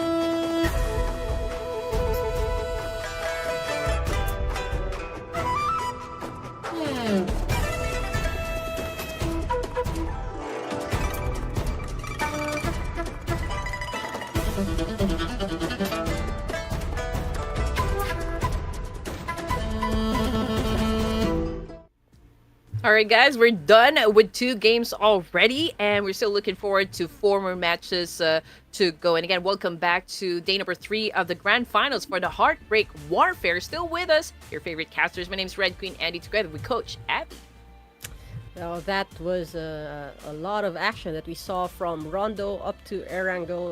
There's a lot of conflicts that are happening, and I'm so excited to bring you the action right here. Wait, the graphic. Okay, here. Bam! Hold up to. No wonder wala magre-report sa amin. Okay, again, this is match number 3, the second Erangel map for the evening. And the second to the last Erangel map for the whole tournament, and I'm excited to see if there's gonna be a mix-up in terms of where everyone will be left standing after this game. So for the match results, we have Hive with a total of 18 points, but they are not able to keep M4H at bay in terms of positioning because there are 20 points secured by M4H with 14 kill points and a second place for the Erangel map, followed closely by Barangay with 11 points total, 214 with 9, and KG with 8. You know what? I want to see more coming from 214 and NGGZ, just because of the fact that I've seen them really have like a good set of games yesterday, explosive ones, and I haven't really seen them really go full power, you know, for today's set of matches. But then again, we still got 4 more to go. So 2 Erangels for this evening. And let's see if there's going to be a change when it comes to pace, you know, for the other teams here. But as for Hive, they've been really consistent, you know, from the get-go. And, you know, getting the winner chicken dinner from the previous round, I think, is a huge statement here. So I do wonder if there will be other teams that would even try, you know, to break their momentum and break the consistency, you know, coming from Hive All-Stars. So if you're there in the comment section, you can type in may the 4 be with you, because you have 4 more maps. If your team is able to secure a lot of points for the remainder of those 4 maps, then there will be a shake-up still for our rankings. Again, we started the day with Hive on top, followed by NGGZ, KG, MSI, and ALP. Now, these teams have been representing for the first 2 maps, but I'm still excited to see maybe 214 and replay really try to bump up their standings for the next few maps that we have. Yes, and before we start the match, just like to give a big shout out to everyone down there in the comment section. Again, we've got Chodesa Mata Isaac. Big shout out to you. We've got Cruz Ezequiel Tajon. Good luck, MSI. Go, go, go for the win. We've got Primo DND Go Flick Champion. And we also got K2 here cheering for Barangay Tactics. Ayan. So if you guys are really rooting for a player or a team here, just let it be known down there in the comment section. Just make sure that you also let us know. Would love to have an engagement with you guys as well. And please don't forget to share the live broadcast. And while you guys are at it, please don't forget to also shower us with your love and support by following our pages. At Red Queen Andy and at Coach Abby. Before we start the match, actually we're already starting, Coach. Do you have any prediction? Who do you think is going to be winning this time? Well, I'm getting a feel of maybe NGGZ stepping up for this round. I would love to see them lock in and secure maybe a podium finish for themselves. So it would entail a bit of rousing up of their adrenaline for this map. How about you, Red Queen? You know what? I definitely agree with you. I believe Hive All Stars has been really racking up the points here, and I just know that the other teams wouldn't, let have Hive All Stars get all the fun here. I believe they are not willing to make it so easy for them to dominate this competition. So that being said, I'm putting my fate to the boys, to the Open CG boys of 214. So I wanna see them really dominate this time. But anyway, we can see Locks dropping in the military base, same thing. But Novo, usually these are guys coming from 214, but I see Azra over here. For the circle, again, going up north, and we've got Hive taking Pachinki. We've got 214 getting to the north side of Jorgapul, close to where replay is, so perhaps a fight can break out in just a few minutes. We've got a second team of Azra here, pretty close to the guys of Exquisite and even Barangay, so perhaps also a clash might happen. So far, I can see and I can already smell that a fight is really brewing down south. But anyway, if I'm not mistaken, there's also at least two teams, at the edge of the circle down south. So maybe that's going to be where the action is.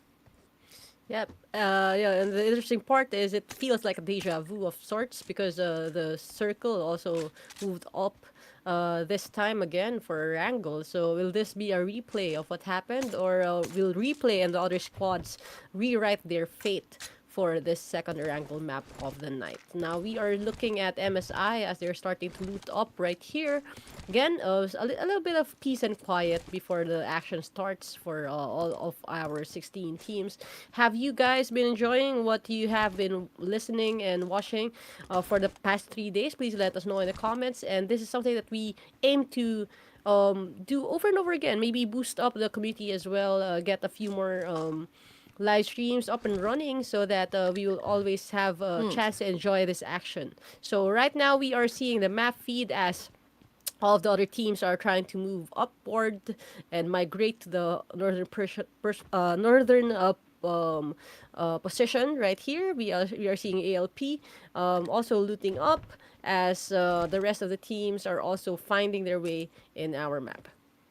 Yep, that would be M4H and Alpache. I think esports, two teams that are both near the edge of the circle here down south, so maybe they are already checking out each other just because of the proximity that they have with one another. So we'll just have to wait and see, ladies and gents. So far we're looking at 16 teams still, a little bit passive, probably because it is still information gameplay for now, Coach. But what do you think of the performance of Hive All-Stars, considering that they've already racked up a chicken dinner for tonight? Do you think that this consistency can last up until the last match this evening. Well, we all know that PUBG Mobile is battle endurance, and it's not you can't be a one-trick pony for this. You have to change it up a bit to really rattle the behavior of the other squads as well. In terms of potential, there is great potential that they will be able to follow through with this. But again, anything can happen as long as there are still multiple teams inside the lobby, inside the map.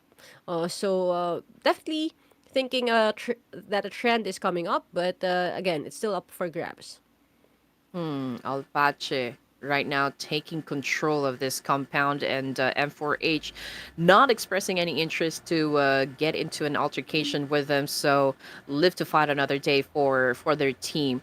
In the meantime, Apache continues on scouting the area, just making sure that no team is interested just yet to get into a battle up against them, but considering the fact that M4H is really close to where they are, so perhaps, we'll just have to wait for the stage, for stage two to start before they decide it's already safe to go for a push. But Flick, they're not really catching a break here, coach. I mean, they have been, all the teams' favorite to eliminate. Well, they are in the bottom of our standings, but they do have a knack of keeping safe until the latter stages of the game. So this is the same thing that happened from our first Erangel map. They were over on the north side, looting happily until it was time for them to out of their comfort zone. But here we have MSI and ALP gunning it against each other. 7 all alone upstairs, and Tony Kawai already storming in. ALP going back to provide some more backup to 7, who's locked up there. Said right now circling in. MSI throwing some more grenades and throwables, and 7 doing a backdoor play, landing in front of Yunche. Wow! Yunche is down. Wow! And another player is down. 2 players from MSI are down as they do a great maneuver right there. 7 is down as well as Virus, as MSI claps back with a version of their own. And Sed is also down. So we have 3 members already being shut down between these 2 teams. And there you go, ladies and gents. Apache winning that fight, but that was a super close call, don't you think? But it's okay because they were able to survive this one, and now they have a chance to get to the latter stage of the match here and absolutely dominate, or perhaps get that winner in a chicken dinner. 15 teams remaining for stage 1 here. We're looking at Flick, 2 casualties now, Kenj and Nur. A tandem for Flick. For SH Hydra, they're close to the boys of Replay down here in Severny, if I'm not mistaken. But I feel like they're already on the move to reposition themselves, take a smaller compound to defend, and probably, again, just wait for the circle to shift before they decide to go into battle. But yeah, we're looking at the situation here. Azra, Locks already on their way to get back into the main island here. Exquisite, Azra, Barangay Chi, and the rest of the crew here. Same thing goes for Karma Gaming, who will be coming from Milta area, are now headed towards the safe zone. 35 more seconds to go before the next circle shift. Yes, and that was really an unfortunate exit for MSI, as they are also in the running for a possible podium finish. And it was Apache who was right below them with today's start of the leaderboard that executed them and took them out. So that is an interesting move right there. And let's see if they can bounce back from that derailment that was provided and handed to them by Apache. So right now we are looking at all the other teams. Azra still taking their time, not really not yet in the safe zone right now, while Lox is also doing the same thing. They're coming over from a military base. I'm thinking or guessing that maybe they want everyone else to get in before they do. The other teams as well, there's outside of the safe zone, you have Barangay, Exquisite, and KGW or KG9. So there's still a lot of movement in the maps, but we are seeing a different approach. Hive engaging with Flick over on the topmost side of the map. a bit of a mix up from the previous one, because instead of going central, the stage 2 circle still moved up north. So here we have Banana trying to make sure that everything is cleared out, not missing out on any corners where someone might be hiding. But here we have Exe trying to take this compound away from SH Hydra. Action right now is looking at the space right there with a shotgun in his hand, and Hydra 7K is out of the house. Will there be enough vantage point for them to launch a full-on attack as they wait for the members of Execration to come in? Action with the frag, quickly taking down Gap. And over there, another one, a shotgun to the head from Action outside, and just like that, there are 2 members of SH Hydra that are down for the count. Here we go. Oh man, Mav just took a big hit there coming from Verstappen. Verstappen still not stopping at all. He single-handedly was able to take down 2 of the members of SH Hydra, and Execration was able to come out on top from that clash. Y2K, however, has already been deleted from this game. And now Execration has taken over this very compound, and we'll just wait if there will be other teams crashing and deciding to go for a fight up against them. And Karma Gaming, okay, still a complete squad here. I believe they're still outside of the zone, probably checking if it is safe for them to move forward. But yeah, that's the current situation for the side of Karma Gaming. We've seen Cool, dominate a lot of the matches yesterday. So hopefully he was able to bring that same energy back for day number 3, because this is where it matters most. Definitely. So Karma Gaming right now, they are in close proximity with Apache. So let's see if that's gonna be a prequel to a fight. While NGGZ right now is still looting up. They're really kind of quiet for this first part of this map. With 0 eliminations, not much action right here for NGGZ. Maybe it's a strategy. Maybe it's just the fate giving them a piece of peace right now. But here we have M4H. They're also safe, tucked in with this building right here as they survey the area, looking for new people who are entering their space and their horizon. Okay, look at the map. Lox is still tanking the damage of the Blue Reaper, making sure that they are not being gate kept early, while all the other teams are already inching closer, or maybe a few feet away from the safe zone. Okay, so it's a lot of changes in terms of the leaderboard can be expected with the early exit of MSI. But again, this is really exciting that we are watching this unfold. The rest of the teams are still able to really secure more points, as we still have four maps on the way. So I don't know how it is for you as a player, Red Queen. Are you the type who's like Diesel, that takes a lot of a bit of getting warmed up before you go full out, or do you hit the ground running? It depends on the situation. I mean, I do understand why some of the teams at the top of the leaderboards is, like playing this one passively, because there's really no need for them to be super aggressive, at this point of the competition. But those teams that are currently part of the bottom half, they are the ones that really need to start stacking up some points here, just to improve, climb up some ranks here. So don't really understand why, some of the teams aren't really turning on their aggression just yet, but we'll just have to wait and see, Coach. But if you're going to ask me, well, we always go for the hot drops, I think that's the best way to go, but it really depends on your style, on how you want to execute your strategy. But so far, everyone is just really focused on maybe getting the weapons first, and again pillaging through towns before they get into any engagement. I think that is a much safer approach, for most, if not all, of the teams here in this lobby. But anyway, the circle shifted, ladies and gents, and it had gone up north once again. This time, putting Severny at focal point.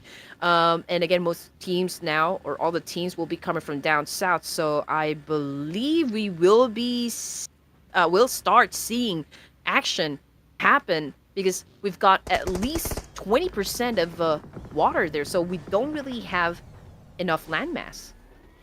Now, this is the PUBG Mobile gods granting our wish for more action, giving us a circle that's almost a third comprised of water right there. So now all the teams are clamoring for their space as we head on to stage number 4 in a minute and a half.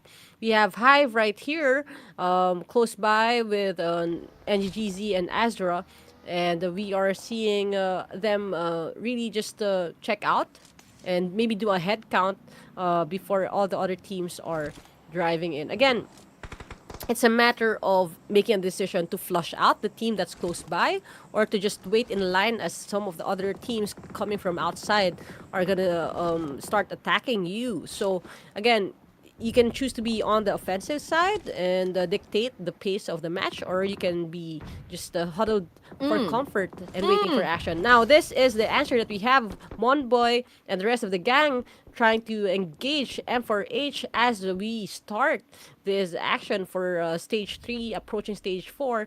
Pretzel eliminating Rifex right there. JC Boy is also down, but Azra claps back. This is a third team engaging with them. They are in close proximity with each other for a long while now. Seeing that Hive is under attack gives them an open door to also join in on the fight and provide some third-party action. So that's a good job for Azra. Hive right now starting to get hot, starting to flip the lobby here, but in the meantime, we're looking at Azra and Curtis, but from behind he gets tagged as well. And the fight continues on.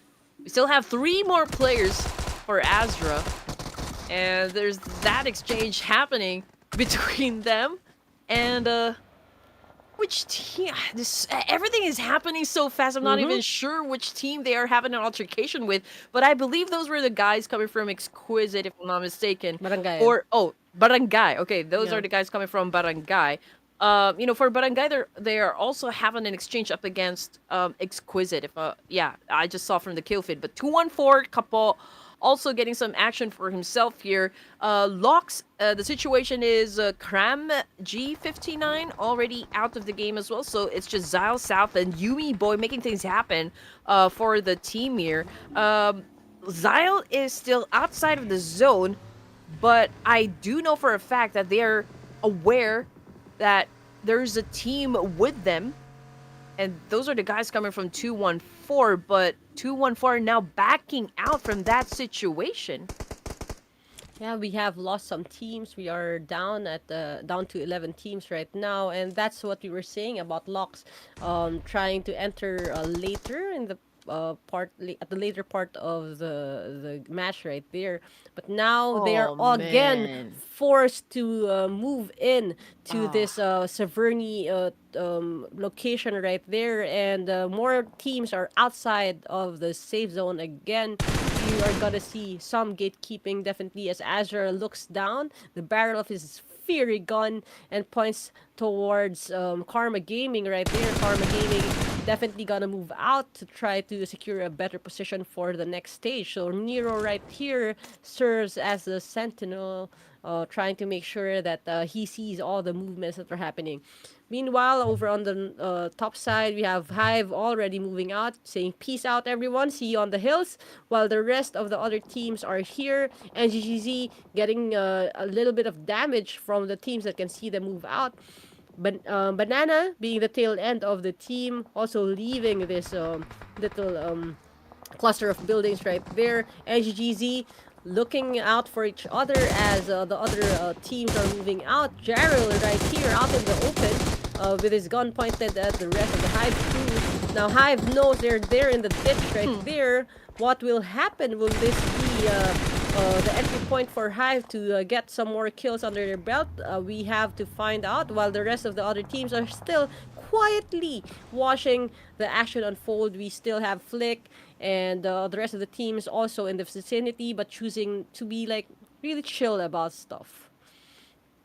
I was about to say that Karma Gaming is in the best of spots here just because, they're not being surrounded by any of the teams. I mean, everyone that they need to eliminate is just right up in front of them. So it's an opportunity for Karma Gaming to score a lot of points. But then again, Hive All-Stars went for a reposition, and I believe they went somewhere north east, so that would be close to where Karma Gaming is, but we're gonna check it out later on because only a portion of Severny is included in the safe zone, so there's really a need for them to go for that reposition. But anyway, the zone is already on the move here, and Azra and the rest of the gang here, same thing goes for Locks, are now headed towards Severny area, but a fight needs to happen. I mean, if you want something when it comes to a survival game just like this, you really have to fight for what you want. And just look at the amount of teams that we have in just one spot here. I mean,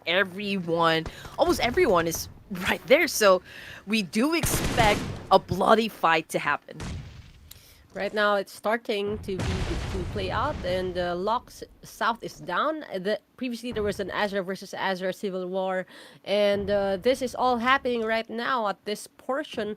And this is not even part of the safe zone for the next circle.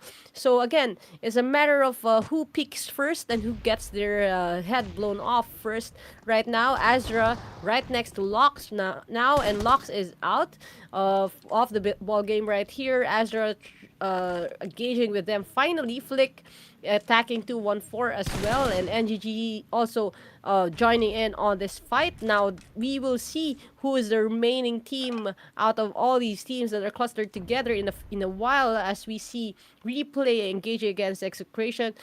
Chips is down. Said hits back against Kratos, and Verstappen is also down. That was a nade to 3 players, and that is a really, really good Kobe shot from him.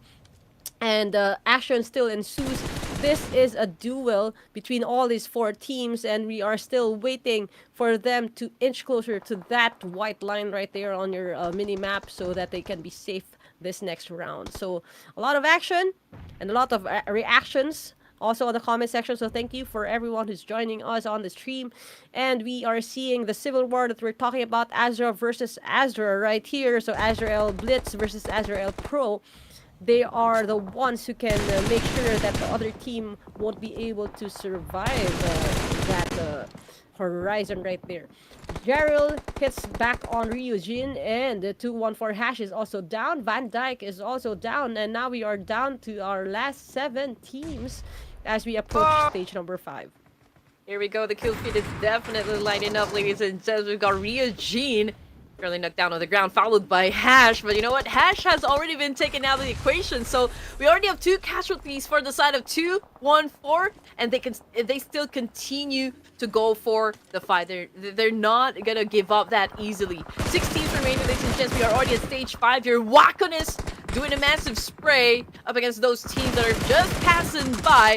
But we've got one player from Alpache currently knocked down on the ground, and we've got XY from Azra getting taken out as well. It's a back and forth trade for all, for all of the teams here. Hive All-Stars already bagged a total of 7 elimination points here, and I believe again, in terms of consistency, they are really showing, a great performance, for everyone. And now, just like that, 3 teams remaining, and we've got Karma Gaming back on the screen here, ladies and gents, just outside of the zone. And I believe the first clash will happen between Hive All-Stars and Karma Gaming. So let's see which team is actually going to survive this one, and we will be looking at, the team that will go up against Azra later on. So it's a 3-way tie with equal probability, with still 4 members for each team that are available here to look it out for the final moments of the game. But in terms of the placing on the map, we are seeing again Hive moving around looking for the information as Karma Gaming is close by as well. So let's see if the third team, just the Azra, waits for the engagement to happen before they come in, or is this gonna be the end of them because they're still not entering the safe zone? But Karma Gaming already knows where they are. Massive spray coming from Karma Gaming. We've got Migs holding an M416. Looking down on his scope here. Trying to get some more information as to where Azra is exactly. We got Pretzel doing a little bit of scouting. Getting closer to where Azra is as well. And I believe this is going to be one heck of a three-way battle here between Karma Gaming, Azra, and Hive All-Stars. But you know what? It's a little bit devastating for the side of Azra just because of the fact that both Hive and another team here throwing a lot of grenades. And I think they might be the first team to go out, from this three-way battle. Yes, Hive is looking at Karma Gaming right there. Lucci is out of the game, and we have 2 players remaining for Karma Gaming, as Azra has 3 players who are up, and while they are moving to heal one of their other players and pick them up. Pretzel is down from Hive, and it seems that Karma Gaming is not giving up their position. But here we have Monboy being down, but that is it. There are 2 teams remaining, but there is only 1 more player up for Hive. This is the opportunity for Azra to get the chicken dinner. Good decision from range with the long range shot right there, as he was trying to pick up his teammate, but he is in a pincer right here. Azra still has more players as he is alone. So let's see if Azra gives him time to revive his teammates. 10 elimination points now for Hive All-Stars. And range, we can see this guy really does great when it comes to handling pressure, but it's just so unfortunate that his location is already known, to the rest of the guys of Azra, and that paved the way for Azra to take the top spot here up against Hive All-Star, denying them to get their second chicken dinner of the night. So that was great effort coming from Azra, winning this third match this evening. That would be the Azrael Pro. That's a good job right there, withholding that chicken dinner from Hive's hands, and also securing the same number of kills with 10 points each between them, Azrael and Hive as well. So that was how we concluded our third match of the day, second match of Erangel, and it is turning out to be like a melodrama of some sort. No one team winning twice just yet for tonight. So maybe it's a luck of the draw, but we'll see if there's a pattern that will come up on the next few matches that we have. We are halfway through. So before we go on a break, I hope you guys are hydrated. You guys are still alive and well down there in the comment section. And you are staying with us for tonight. So that's one thing we are grateful for. Thank you for spending your evening with us. This is Coach Abby and Red Queen. And we'll see you on the next match.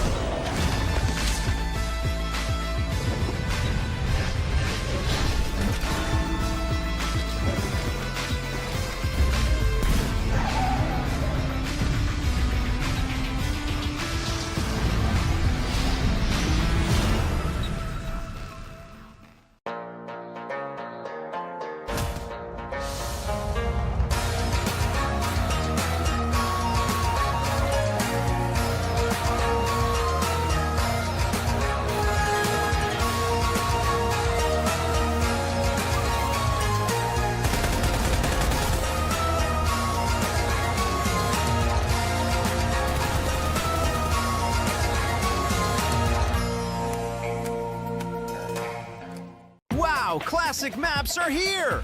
Experience familiar gameplay, fun reimagined. Start a hide-and-seek competition. Evade pursuing players. Clever concealment. Where's the safest place to hide? Master the Shadow Blade. Deflect projectiles to defeat enemies. Attain victory! Go to World of Wonder to try out more interesting maps. Want to experience fast-paced gunfights? Then you definitely can't miss PUBG Mobile's Arena Mode. It's the perfect battleground to hone your skills. Arena features a variety of gameplays with some shared traits. You can slide, automatically heal when outside of combat, and have infinite respawns during the match. Don't worry about becoming a crate and focus on pure combat fun. Team Deathmatch. Before the match, you need to go to the loadout to equip weapons, attachments, and throwables. Arena training. Weapons can be freely picked up at the spawn point. No need to worry about loadouts in advance. Gun game is full of random fun. Every time you defeat an enemy, your weapon will change to something else, from SMGs to rifles to sniper rifles, with the final blow from the can. Experience the thrill of eliminating enemies with various weapons. Complete arena matches to earn 2 growth gifts. Evo EXP. Increase Evo level to unlock more firearms. Weapon mastery. Increase mastery to unlock more attachments. Want to prove your strength? Join Ranked Arena. Your judgment and on-the-spot decisions are key to victory. The top 1,000 ranked players at the end of the season can obtain the Arena Dominator title. Climb the tiers to get more exclusive arena rewards. Join the arena now and be the next legend.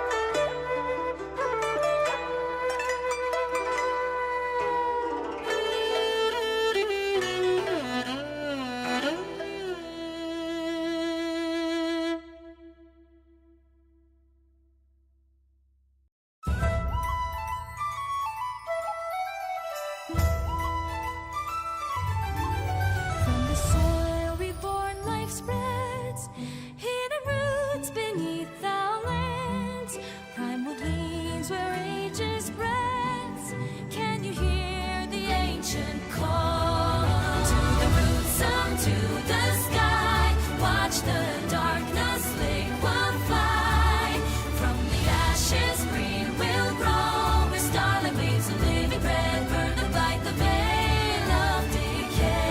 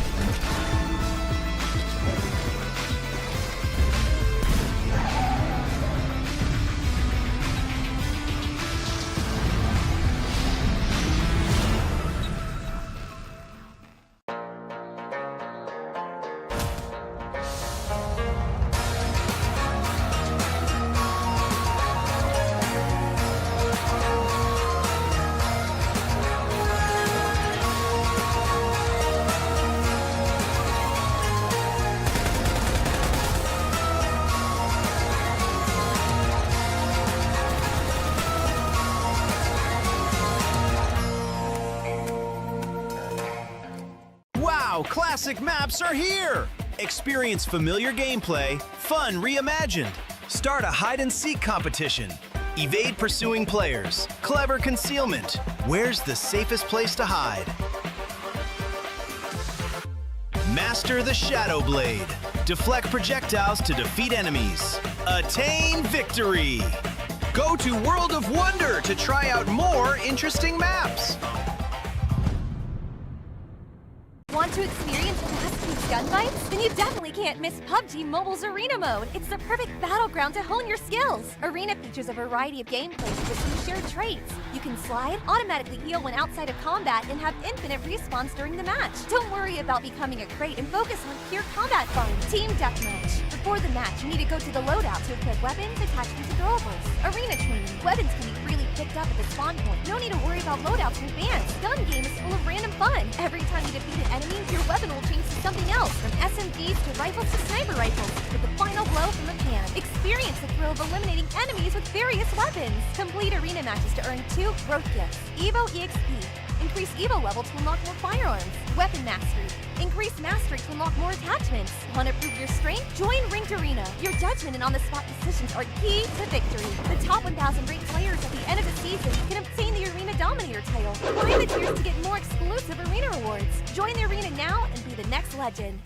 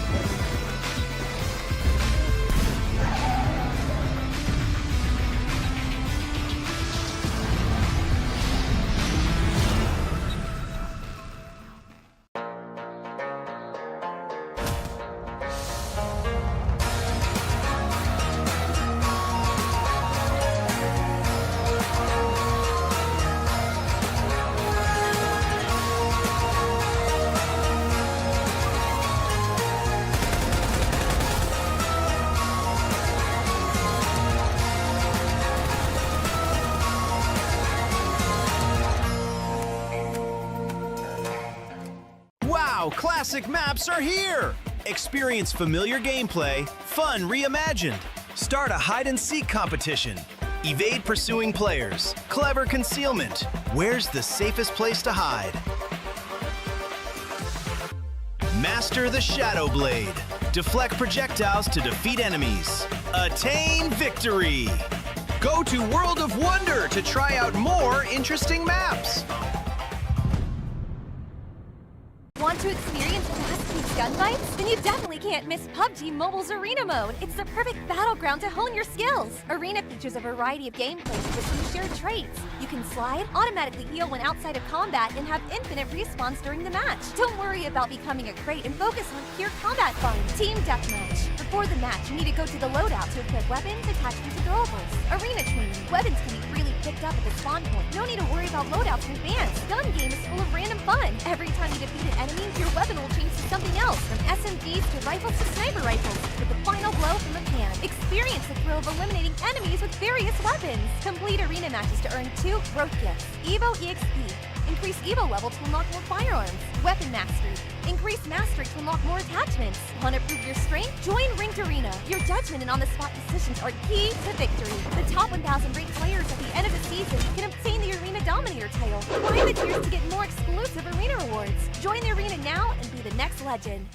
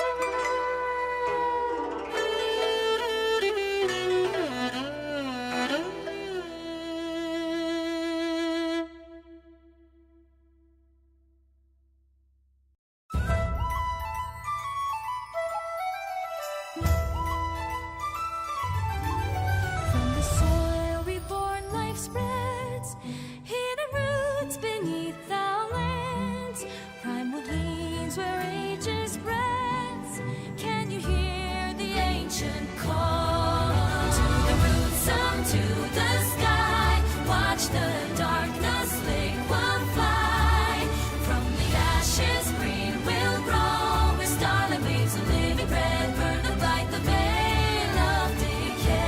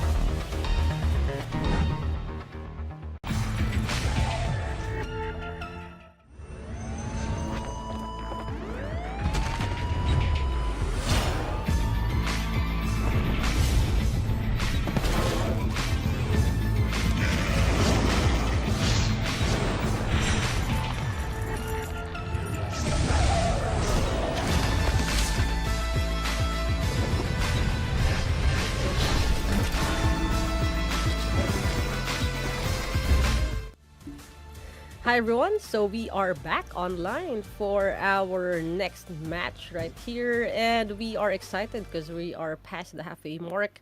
I am Coach Abby, and with me is Red Queen Andy, and we're talking about all the action that's happening in our battlegrounds as we try and conclude this Heartbreak Warfare tournament and declare who is the champion for our tourney. So, a lot of action, especially the latter parts of the stages that we have. But the last game, we have Azrael Pro taking the win over Chicken Dinner, followed by Hive with a total of 16 points. And all the rest did not have double-digit points. 214 with 9, ALP with 9, KG with 7, and so forth. So I would love to see more of these midfield teams really just securing more points for themselves. As we can say, they are still in the running for maybe a top 5 or a podium finish. So even if we are seeing some teams pulling away in front, I would love to see more engagement from these other teams. What do you think, Miss Red Queen Andy?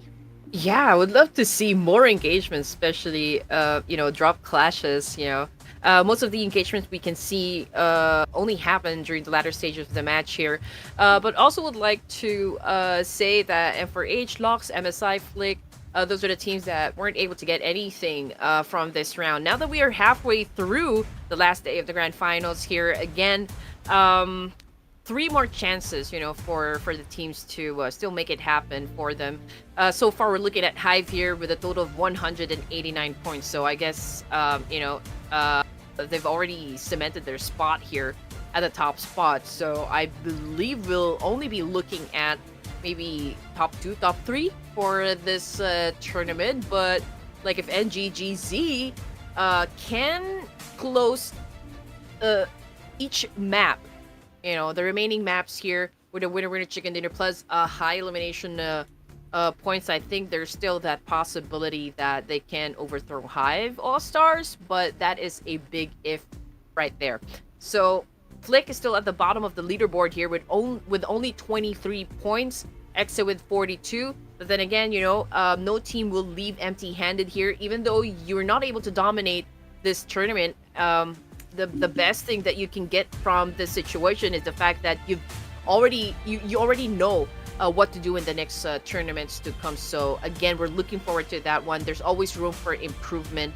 But since we're already down to our final 3 matches here, I am checking if 214 can still make a difference here. They're currently at number 93. They started off really, really strong, during day number 1 of the grand finals. So I would love to see them, for them to climb ranks more, rather than being at number 7 here. And as for Replay, they started being at the 2nd spot here, and then got pushed down to number 4. And now we're looking at them, and they're currently placed at number 8 with 89 points. So again, this is also one of the teams that I'm checking and looking forward to really do great, in the final 3 matches. Definitely.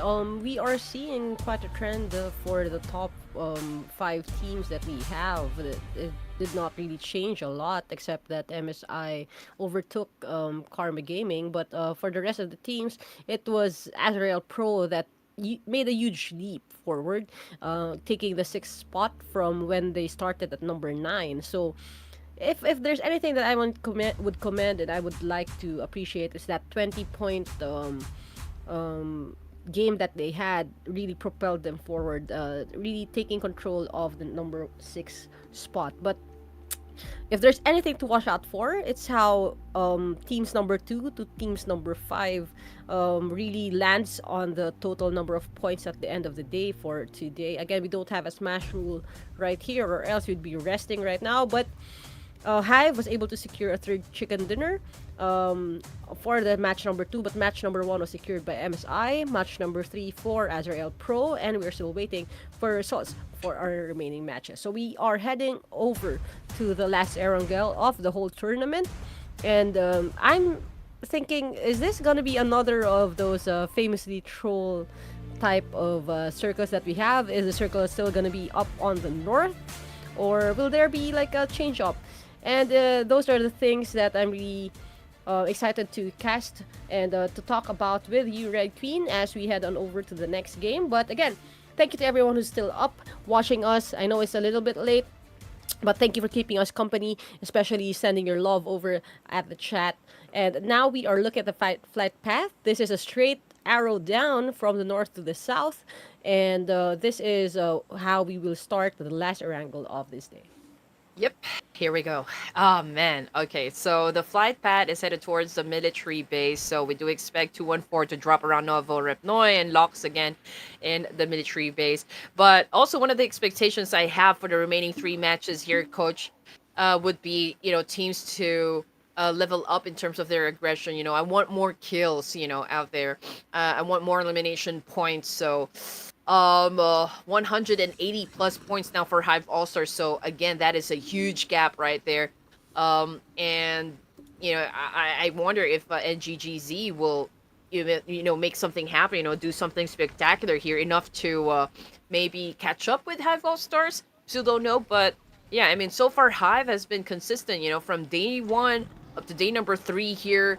I think what really pushed them to being at the top spot here was, that big game that they had in Rondo. I think that was kind of like a ripple effect for Hive All-Stars, that already set them apart, compared to the rest of the teams that we still have in the lobby. Now, this is something unusual for 214, because the flight path is actually, close to Nova Repnoy, but they still chose to drop north of Jorgo Pool. So that is an unexpected turn of events right there. But let's see if this is going to be the same rotation, coming from this team. But in the meantime, I'm also looking at Karma Gaming close to MSI around farm area. We've got Alpache and 4H as well. So maybe those 2 spots will have something going on. But we'll just have to wait for them to decide to go for that collision.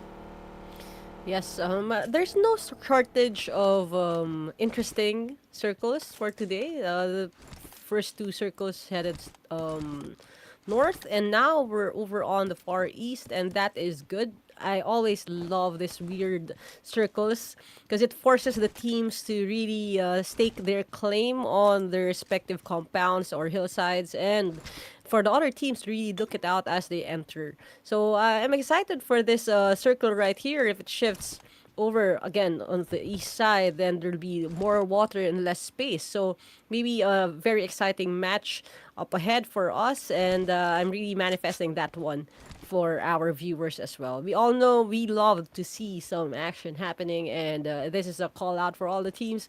It is time for you to look it out as we see that strange looking circle over on that map.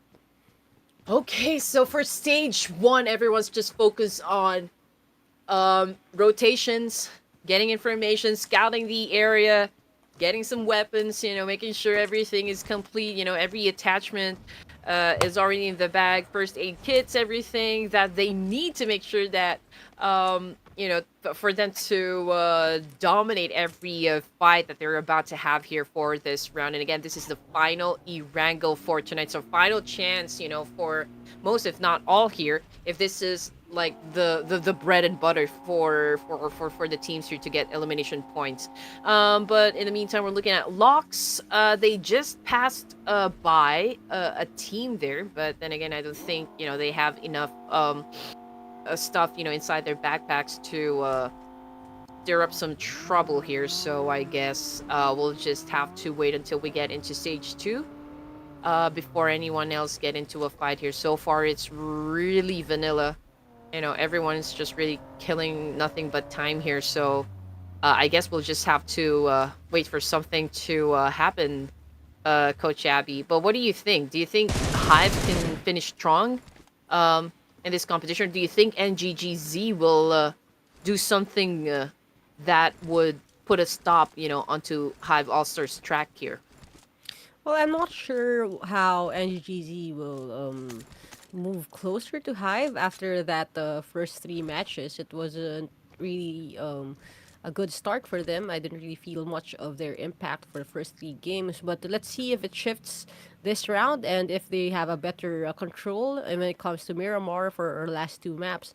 But right now we have Azra L facing Flick right here, and there might be an engagement right here as Flick tries to move away. Oh no, they are giving the space over to Azrael.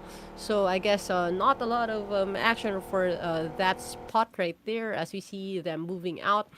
Over on the other side, we have Karma Gaming. There's another team close to where they are right now, but still a little bit of peace and quiet as people are trying to like switch up their guns, picking up that M4 that we see right there, and also teams are also trying to figure out how to find the vehicles that they need to move away from the zones, the danger Ooh. zones, and move to the safe zone. All right. I thought there was a fight that's gonna happen. Okay. there- Yes, there is. Yes. Yes. Say less. Say less. Getting some damage from Exquisite. Don't you worry, because he actually made it out alive. They stopped here around shelter area, so perhaps this is the first fight that we are going to witness for this final Erangel. Say less obviously needs to heal up a bit, but I don't see any first aid kits, from inside his backpack, so could be a little risky on the side of Exquisite, but PUBG has always prioritized risks, so high risk, high rewards, I guess. Definitely. So Exquisite, looking at Apache right there, they know that they have vehicles, but in terms of the kits that they have, it's still a huge question mark right now at the early stages of the game. Now, Apache is only just trying to move away from that hillside. They have thoroughly smoked that vehicle that was attacked previously, but at tail end of their team already moved out, making sure that if there was any danger, one of them would survive. So here we have over on the shelter, Apache going in at this other entrance as Sales moves away and tries to rejoin the rest of his team. Not exactly sure what Exquisite is gonna do to flush out the opposition, but there's a lot of choke points, from inside the bunkers, so perhaps they could take advantage of that one. But coming off the kill feed, it's Azra versus Flick, and again, it's Flick down on the ground here. But for Ann Curtis, I think it was the Blue Reaper that got him. But if I continue on, we've got another one from Flick, that gets taken down. So Flick, I guess, is always the first team to go in every match. Well, they're still alive right now. 16 teams still in the map, but it's not looking too good for them with Azra breathing down their necks after that engagement, and Replay is also close by. So again, Flick just doing their best with that remaining members to just survive and move on from this area right there. Okay, looking at the zone right now, we are almost revealing the next stage. Still have Azra, Replay, and Flick that we discussed. They're still outside of the safe zone, still a little bit up to the north, while the rest of the teams are already moving in to the safe zone, except for Barangay that is coming on from far west. So, a lot of teams close by, close to each other. And now on the screen, we have 214 and SH Hydra starting to fight it out, and Replay as well, duking it out with SH Hydra. So 214, SH Hydra, Replay, and Flick deciding that only one of those teams will be able to cross that line. And here we have our first exits.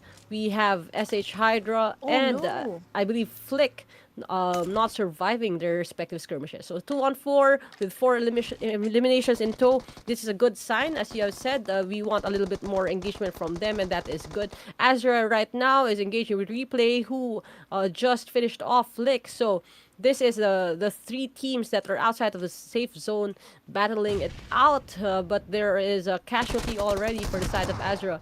And here we have 2 people in ghillie suits from Replay, making sure that Azra is being punished for all that attention that they gave them. So Replay versus Azra. Replay trying to run out. Yeah, this is probably the first time in a long time that I've seen, like 214 have an aggressive play. They did lose one of their member, but the fact of the matter is that they are now starting to perhaps step on the gas here. They were able to Ooh. score 4 elimination points, getting back into Azra versus Replay. Replay was able to do a counter, but Ooh. Kimetz tried to save his teammate. But that was a good clapback here coming from Replay to win the fight. Although in the process they also lost Kiss, but I guess it's still okay. 13 teams remaining for stage 2 here, ladies and gents, and we're looking at M4H at the moment. They know that there's a team that will be coming from that side of the house right there. But if you're gonna ask me, from the minimap, I think M4H is surrounded by at least 3 teams here. We've got NGGZ. They don't have any compounds. They're staying out here in the open, but this is like a high ground advantage, from prison area. You guys are all familiar with this, and they're waiting for M4H to perhaps evacuate that spot, or maybe trying to come up with an effective plan on how to flush them out and just really get those points, no? Again, we are already down to 3 matches. We don't really have that much time anymore to really rack up some points. Again, if teams are not going to be turning on their aggression, they're going to let Hive All-Stars really take all the win here. It's really a significant lead now for the side of Hive All-Stars. Already 189 points here, if I'm not mistaken. So there's a really need for them to put the pedal to the metal here and really be aggressive. Now is the time for them to just really go all out. Yes, I'm just wondering if people are just like keeping their cards close to their chest, or have things really plateaued in terms of the other midfielders that we have. But again, this is a good start for 214, for ALP as well. It's good that they're getting a taste of blood in the start of our match right now, and we are looking at the map. Barangay and 214 are the last entrants for this map right here. It's still a little bit more on the conservative side, not a lot of water right here, but again, these types of first circles and second circles are what I absolutely live for. It's when you could feel the tension and the teams are being whittled down, whether they like it or not, because the space is just really tight for them. So I'm really loving all what the algorithm of PUBG Mobile is giving us tonight. So here we have on the screen MSI, and on the horizon we have Locks trying to move into the safe zone. There's still a lot of space, honestly. It looks like a tiny space right there on the map. It's maybe because it's a quarter of what we are used to seeing. But stage 2, still a lot of space to operate for all of the teams, and it's only a matter of being aggressive or just making sure that you're fully looted up before you join. So Red Queen Andy, just a side note, I have friends who play PUBG like they're on a shopping spree. I know you you don't like that type of teammate, but like there are players who would like loot up to Sawa and then really just spend a lot of time looting before engaging. And yeah, I know that can't happen when we're looking at teams that are really thirsty for blood. So I'm anticipating a lot of friction that will arise from this next stage, and we are seeing that truck being gunned down to be able to replenish all the supplies for this team right there. And looking at the map, we are shifting over on the central side of the map, so not less water, but still a lot of open space, honestly. We still have a few more compounds, with the prison still being part of the equation. Those who are camping right there at the shelter area are also safe, but a lot of movement coming from the south port. At the moment, it's prison that is actually in the middle of the map here, or middle of the zone, so it could be a little tricky for most of the teams here, because you don't exactly know where to go. I mean, you could go to the mansion area and perhaps stay there, but we'll just have to wait and see where the next circle will shift. But coming from the kill feed, it's Barangay versus 214, and Kapo currently knocked down. No confirmation just yet if he has already been, taken out of the game. So perhaps he is being revived at the moment. As for MSI, there's still a complete squad here. No points just yet. They are close to Hive All-Stars.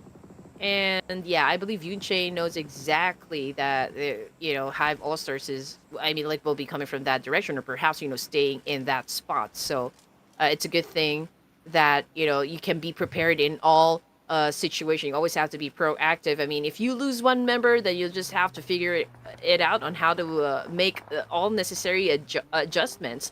From the kill feed, it's Locks versus Karma Gaming, and Cool right now is losing all of his cool because he just got knocked down on the ground here. Same thing goes for Yumi Boy, South, and Locks getting picked up one by one here. It might be the end of the line for this team. But as for Karma Gaming, going up against Hive All-Stars, we got Banana as the one pretty close to Karma Gaming, but I don't think they're gonna go for that push. I mean, like, they've already set the momentum here. I mean, we already have like a couple of players from Karma Gaming already knocked down on the ground, but I guess, they want to just take a hold of the high ground position here. Definitely, it's not a good time to engage just yet if you are protecting a lead, just like Hive right now, and they are seeing a lot of other teams also climbing up that hill. So maybe it's time to really just secure your high ground advantage and keep on finding out where what angle people are climbing up that hill from. So here we have MSI pretty close by to where Hive is as well.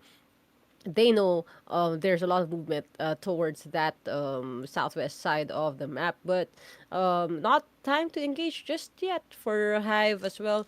But from playing the game before, I know that prison is kind of tricky sometimes. You would feel like you're in prison if you don't really move out, and you might feel locked in if the zone moves unfavorably. So again, it's a risk that other teams are considering, as well as we move on to the next few stages in a couple of seconds more. We are seeing Hive still trying to box MSI out of that range right there, out of that space. They know that it is quite a good spot, especially if the circle moves favorably because of the vantage point that it provides. So right now, moving on to the next stage, we are gonna see a huge shift to the north. So no more safety. For replay attention. Ooh, something happened with your audio there, Coach.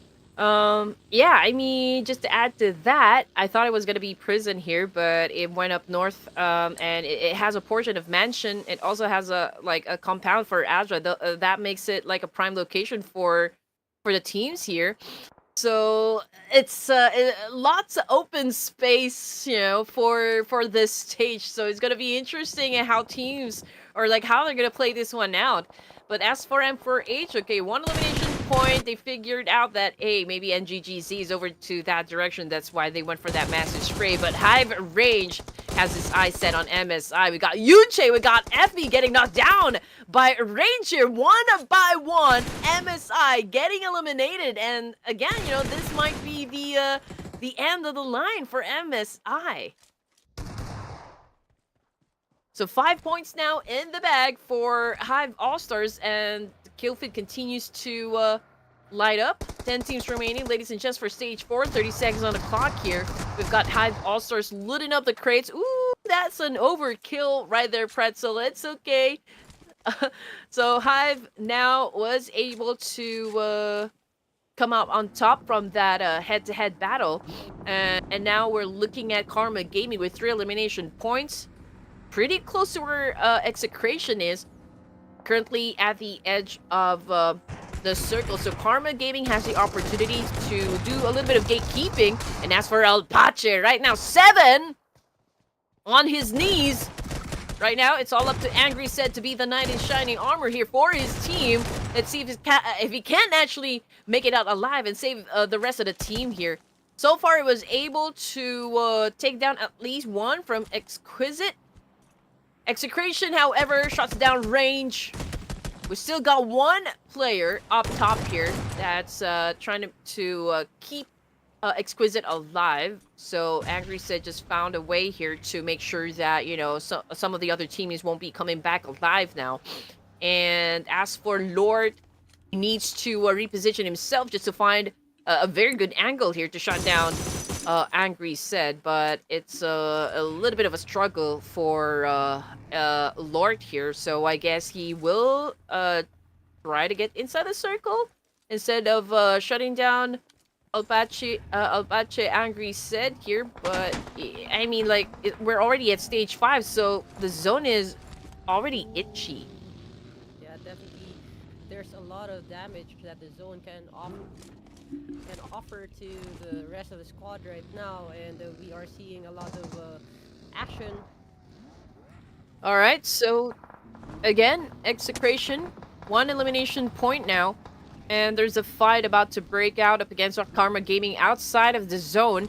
I mean, if they would really want to go into a fight here, they will have to settle the score as fast as they can because the Blue Reaper is already on the way to devour them alive. We've got Execration now going for the reposition. We've got Emperor H as well interested to get into the mix here. I mean, this is an opportunity for them to score a lot of points. This could be an easy 3-way battle. And as you can see, Execration is just going around in circles here, like like a vulture, just really waiting to go take the prey.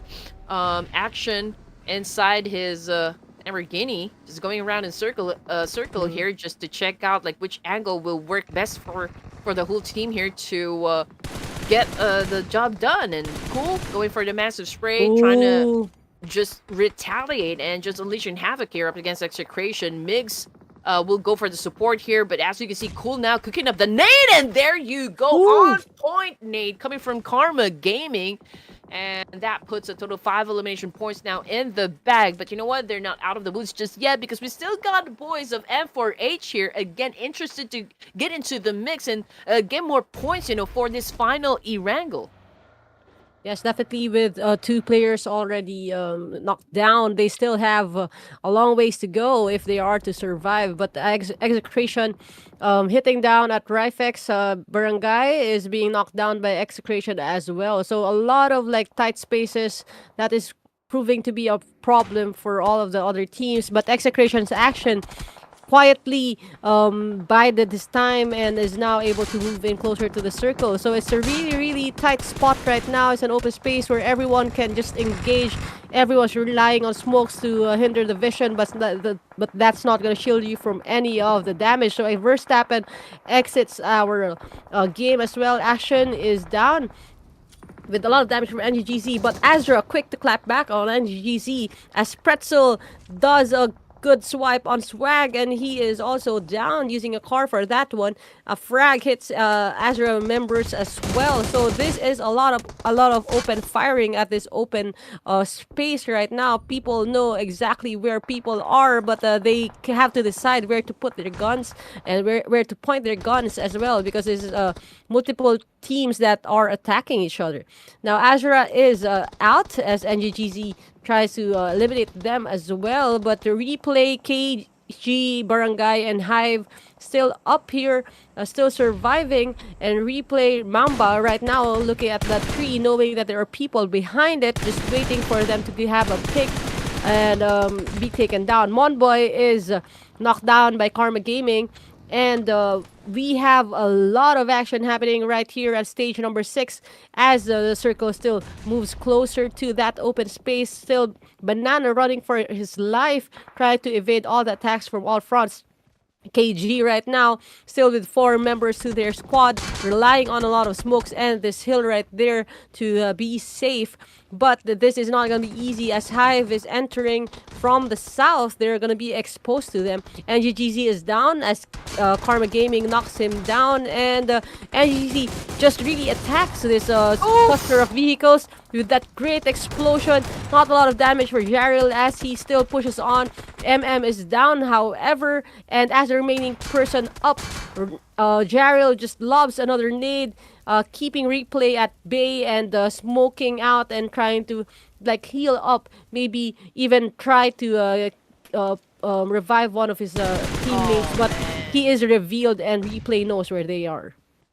Oh man, it's just so unfortunate for Replay to not follow through with their advantage up against NGZZ or NGGZ rather. Jarrell obviously is the last member here, for NGGZ. Was able to pick up so not trying to recover, trying to reset, but Karma Gaming is taking a hold of the situation here. As long as they have the advantage, they will capitalize on this one, and they are really obliterating the remaining members of NGGZ. We got still hiding in that smoke. He throws a nade. He goes for the charge. Cool here, feeling confident. Just eliminated from NGGZ, and that makes a total of 8 elimination points now for Karma Gaming. Lucci Migs already out of the game here, so it's just going to be 2 members for Karma Gaming. We're looking at the final 4 teams here. Hive All-Star, the top, or the Kings, currently of the Heartbreak Warfare is still alive, still kicking, trying to get some action, but you know what? I spoke too soon because JNN from behind just knocks them out. Was able to capitalize on that one and gets the job done. 9 points in the bag there for Replay, and 5, out of those 9 is just for JNN. So if you said that Hive are the kings, he is the Kingslayer right now, attacking 3 members of Hive and taking their heads. And now he is part of the podium finish right now with 1 surviving member. Replay is still up, and now he has to move closer and expose himself to the people from Karma Gaming up on that hill, and they know exactly where he's going to be coming from, judging from how he attacked Hive. So it's only a matter of time waiting until he tries to enter that safe zone. He unfortunately doesn't have any more smokes, so he can't really build a wall of smokes to get out of that rock. So definitely Cool is keeping chill and cool right now and watching things unfold. They know exactly where their opponent is going to be. But again, JNN might just defeat all the odds like what he did with Hive right there. Let's wait and see. Well, we're looking for some heavy clutch here from JNN. It's a 2v1. So it's definitely going to be a big challenge for Replay to get the WWD CD. Of course, we're not discounting the fact that he can pull this one off. But you know what? Karma Gaming is just really waiting, patiently playing their cards right. And JNN, I think, is about to deny the point, for Karma Gaming. And there goes the nade. And JNN goes kaboom. And that is it. Match has already ended. And we got Karma Gaming winning the fight with a total of 10 elimination points plus another 10 for placement. And that makes a total of 20 points just out of this round. Great job for Karma Gaming right there, waiting it out. And I would see the unsung hero right there, or the hero that we already sang our praises to, is JNN from Replay, really trying to rain on the parade of Hive right there. But also, Karma Gaming did a good job securing that hill. They did a pretty good job rotating, even with the big shifts that happened on our map. So good job for Karma Gaming. They are really showing that, just like Karma, good things can come to those who work hard. Exactly. And I believe this is the first chicken dinner for Karma Gaming out of the 3 days. So the second. Oh, second chicken dinner for Karma Gaming. There you go, ladies and gents. MSI, Hive, Azra P, and Karma Gaming getting all the chicken dinners for the day number 3 of the grand finals here at the PUBG Mobile Heartbreak Warfare. And now the pace is definitely gonna change because we're done with our A-Wrangles.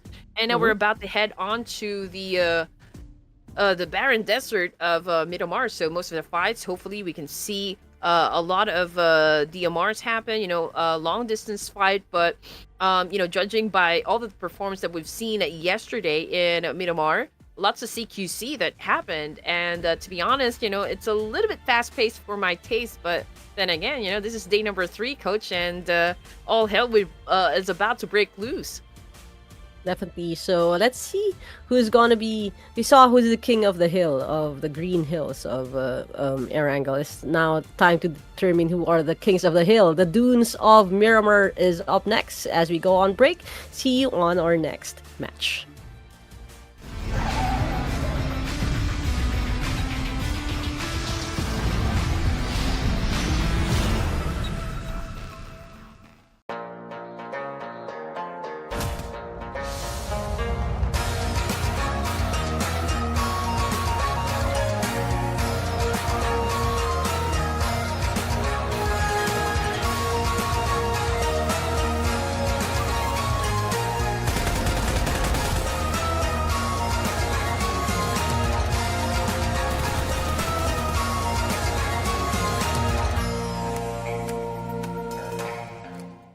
Wow, classic maps are here!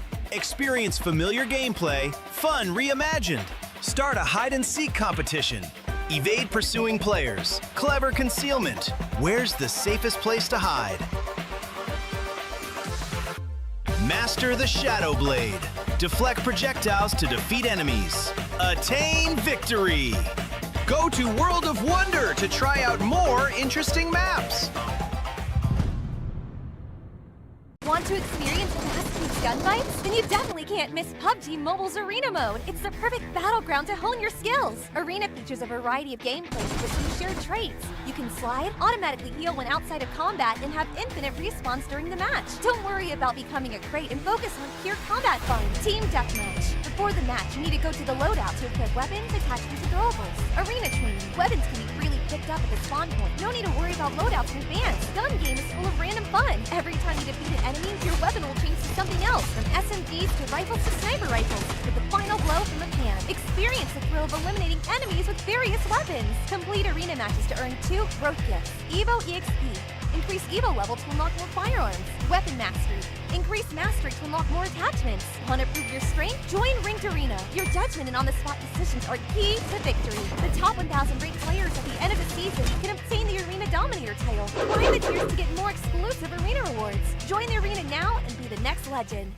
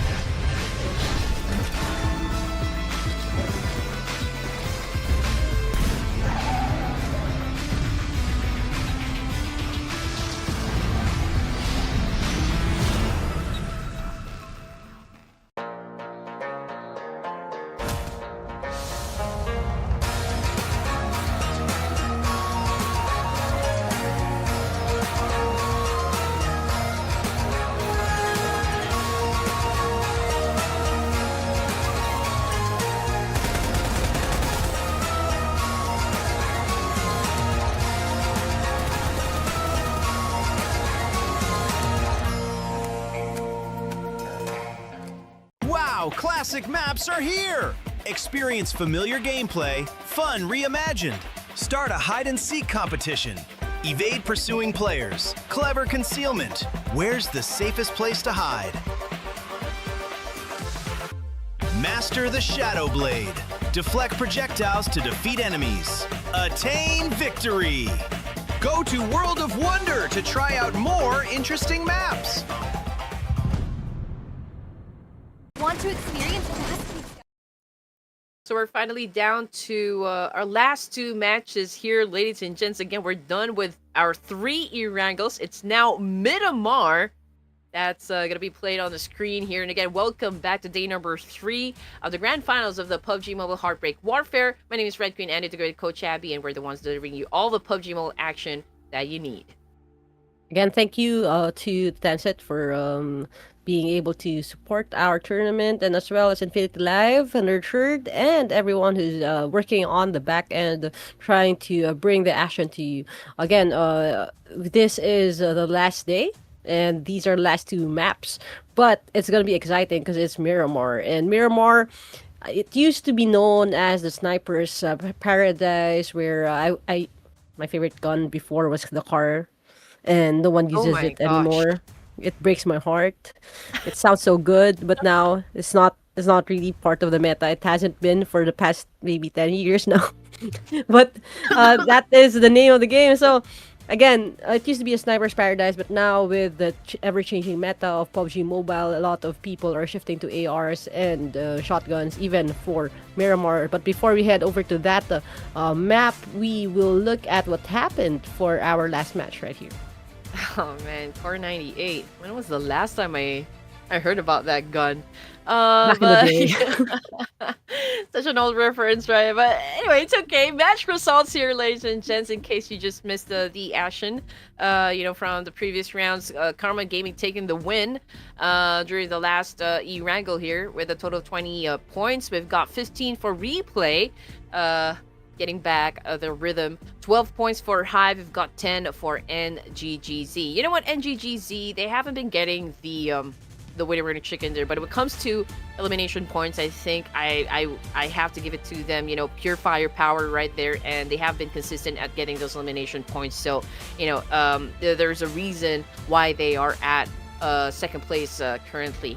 And now, again, just to keep you guys updated, it was MSI who took Rondo for the first match there. Hive with first E-Wrangle. We've got Azrael getting the WWCD during match number 3. Match number 4 goes to Karma Gaming. And, final 2 matches here, Coach Abby. Who do you think is gonna dominate, for this Miramar fight? I'm interested to see if there are any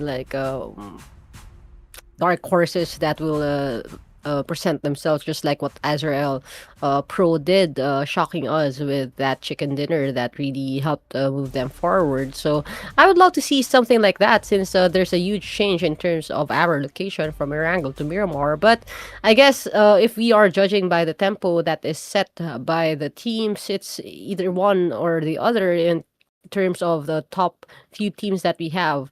Let's see. I'm interested if Hive will still continue their dominance. They have been dominant for all of the maps that we've had so far. But let's see if Miramar is gonna shake off their confidence a bit for this round. What do you think, Red Queen? Is there any team that really spiked your interest from last night? Yeah, I mean, day number 1, it was Replay and NGGZ that took Miramar, and during day number 2 it was 214 and MSI. So I wonder if these are going to be the same teams that will be a dominant force, when it comes to Miramar. Do you have any team in particular you think is gonna get the winner in the chicken dinner? Honestly, have no idea. I don't know how to predict for this one. I think Miramar is not the.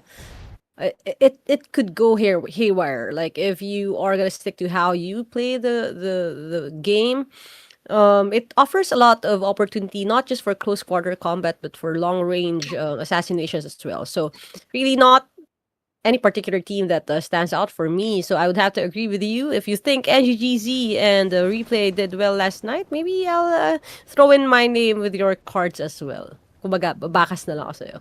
Oh man, okay. Let's see what's gonna happen. Let's be honest, currently I guess free? I mean, like, Exquisite is there, but they are at the tail end of that compound, so they're not really exactly in the middle. So, Flick, Flick is, okay, they're at the bottom of the leaderboards, right? But they always start the game aggressively. They always get into a drop clash, which I honestly don't understand. I mean, if there's something not working out for you, the strategy's not working out for you, there's a need for you to change it, obviously. And Flick, like, they could have changed their drop spot, try not to be too predictable, I guess, for this competition. But I mean, it's I have to give it to them. They're very courageous, they're very brave, and they're not backing down, from any fights here. And having said that, they're about to go up against 214, which is like also a powerhouse, in this competition. But let's see who's going to be winning the fight here. We can see 214 slowly coming in, getting closer to Flick, and Flick pretty much is aware of that fact. But they're now establishing good communications here on how to approach this situation. So far, we've got 214 just monitoring what Flick is doing every step of the way. I mean, we can see Capo and Min very close to near 4K. So let's see if they're gonna go for the push, or are they still going to wait up until we get into stage 2 before they make any moves. Yeah, interesting that it's interesting now that I'm watching things unfold. This is the fifth map that we're playing. How patient teams are with engaging, and now 2-on-4 and Flick face to face right here. One team on the other side of that wall right there. A molly has been thrown, but no damage, considerable damage yet. As 2-on-4 tries to avoid that second floor. It's exactly the plan. And Hash out here looking through that window right there. They know Flick is somewhere across from them. But a lot of smokes, a lot of mollies, but not a lot of like engagements just yet. Now Flick, we have the eye of the rabbit right there, but with a backup sniper, just keeping sure that there's no unfortunate backstabbing that's gonna happen. But we see here Zaner trying to find space for himself out by this brick house right there. He is maybe checking out if there are people inside, doing a little bit of pre-firing right there. But with his SMG, we'll see if this will be enough. I don't think they have looted. They have had enough time to loot. And he's Hash over there. So this is probably, I'm guessing, the scout of the team calling out where the players from 214 are. But let's see where his backup will be, as the other players already know where he is at. And that is it. Ryujin takes him down. Pugo is already taken down as well by another player from 214, and Flick now losing two people from that engagement. Now Flick, one player moving out and one player still in that compound, as Pugo is again taken out by Capo. Yeah, Pugo won't be coming back from that one. But anyway, here comes the charge now from 214. And Flick now obviously down to just two of their members. Kenja 4K is a little bit far away from his teammate Reb here. And 214 is not hesitating at all. Really going for that push, really going aggressive at this point. But now all three of them is trying to check where exactly they need to point their guns, and I think they were able to put down Reb now, so they're hunting down that last remaining player coming from Flick, and that would be Kenj. Is now driving away, or is he headed towards that compound in Monte Nuevo, or is he gonna focus on longevity and just really find a comfortable spot here somewhere in Miramar and just really wait it out? But checking out the map feed here, Coach, I don't think he has any place to go. Like, he can be really safe. I mean, we've got replay down in Chumacera, Pecado is occupied, Power Grid is occupied, so not exactly sure where he is headed. There's a need for him to just find a safe spot so that he can participate at least, in the latter stages of the match here, or maybe accumulate, enough placement points for this round. Yes, not to take our eyes out of the prize, away from the prize. Hive is already inside the safe zone right there. It's the southeast that is favored by our PUBG Mobile map right there.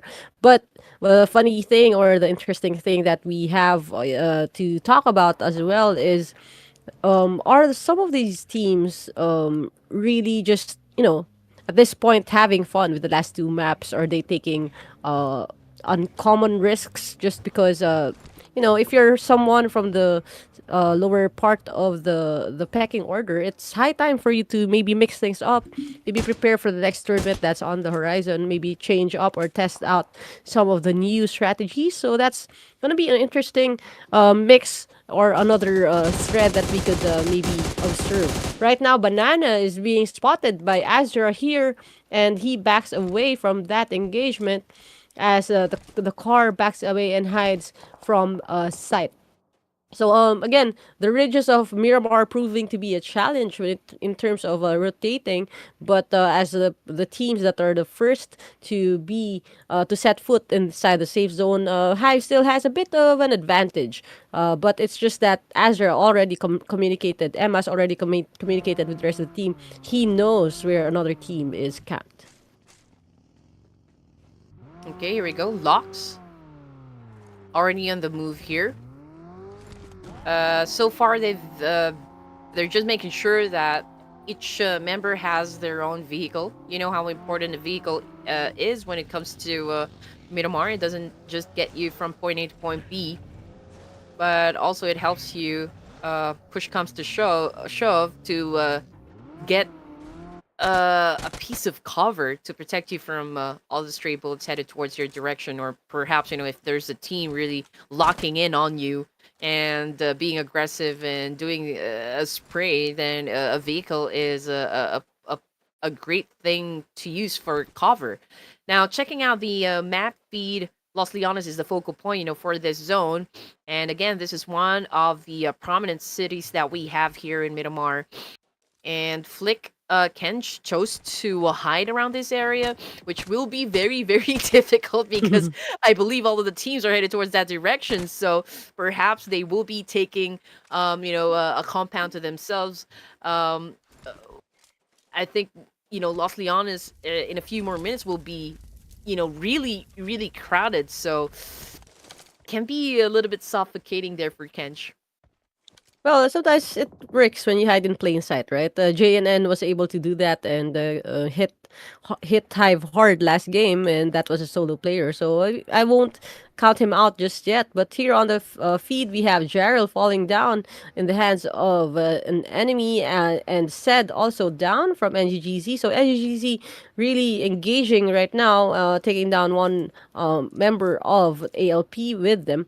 So there's a bit of a skirmish here and there, but not yet a full-on war. Ironically, our title is Heartbreak Warfare, but it's more of a night of heartbreaks than it is a night of warfare.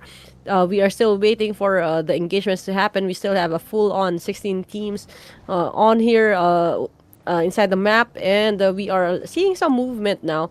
People looking for their safe spaces as they inch closer to the zone. Kratos right here from replay.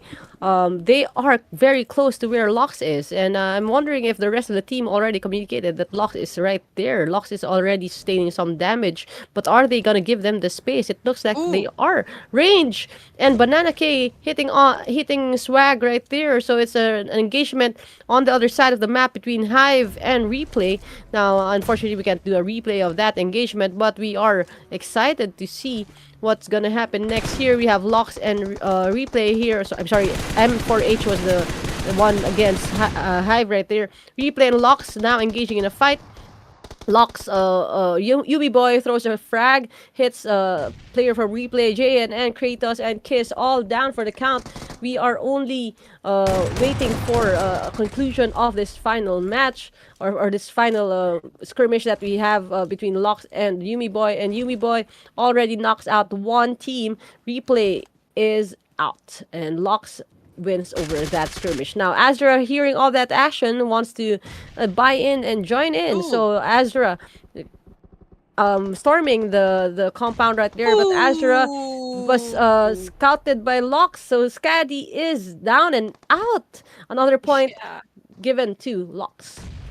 Everyone wants this space apparently, and you know what? There's a need for them to get into this. They probably heard the gunshots and they really want to get those elimination points. That's why they actually crashed this compound. But you know what? Locks is going to be really, really busy after this point because SH Hydra is also interested to get into the mix here. So this is now a three-way battle between Azra, SH Hydra, and Locks here. So let's see who's going to be winning the fight. But you know what?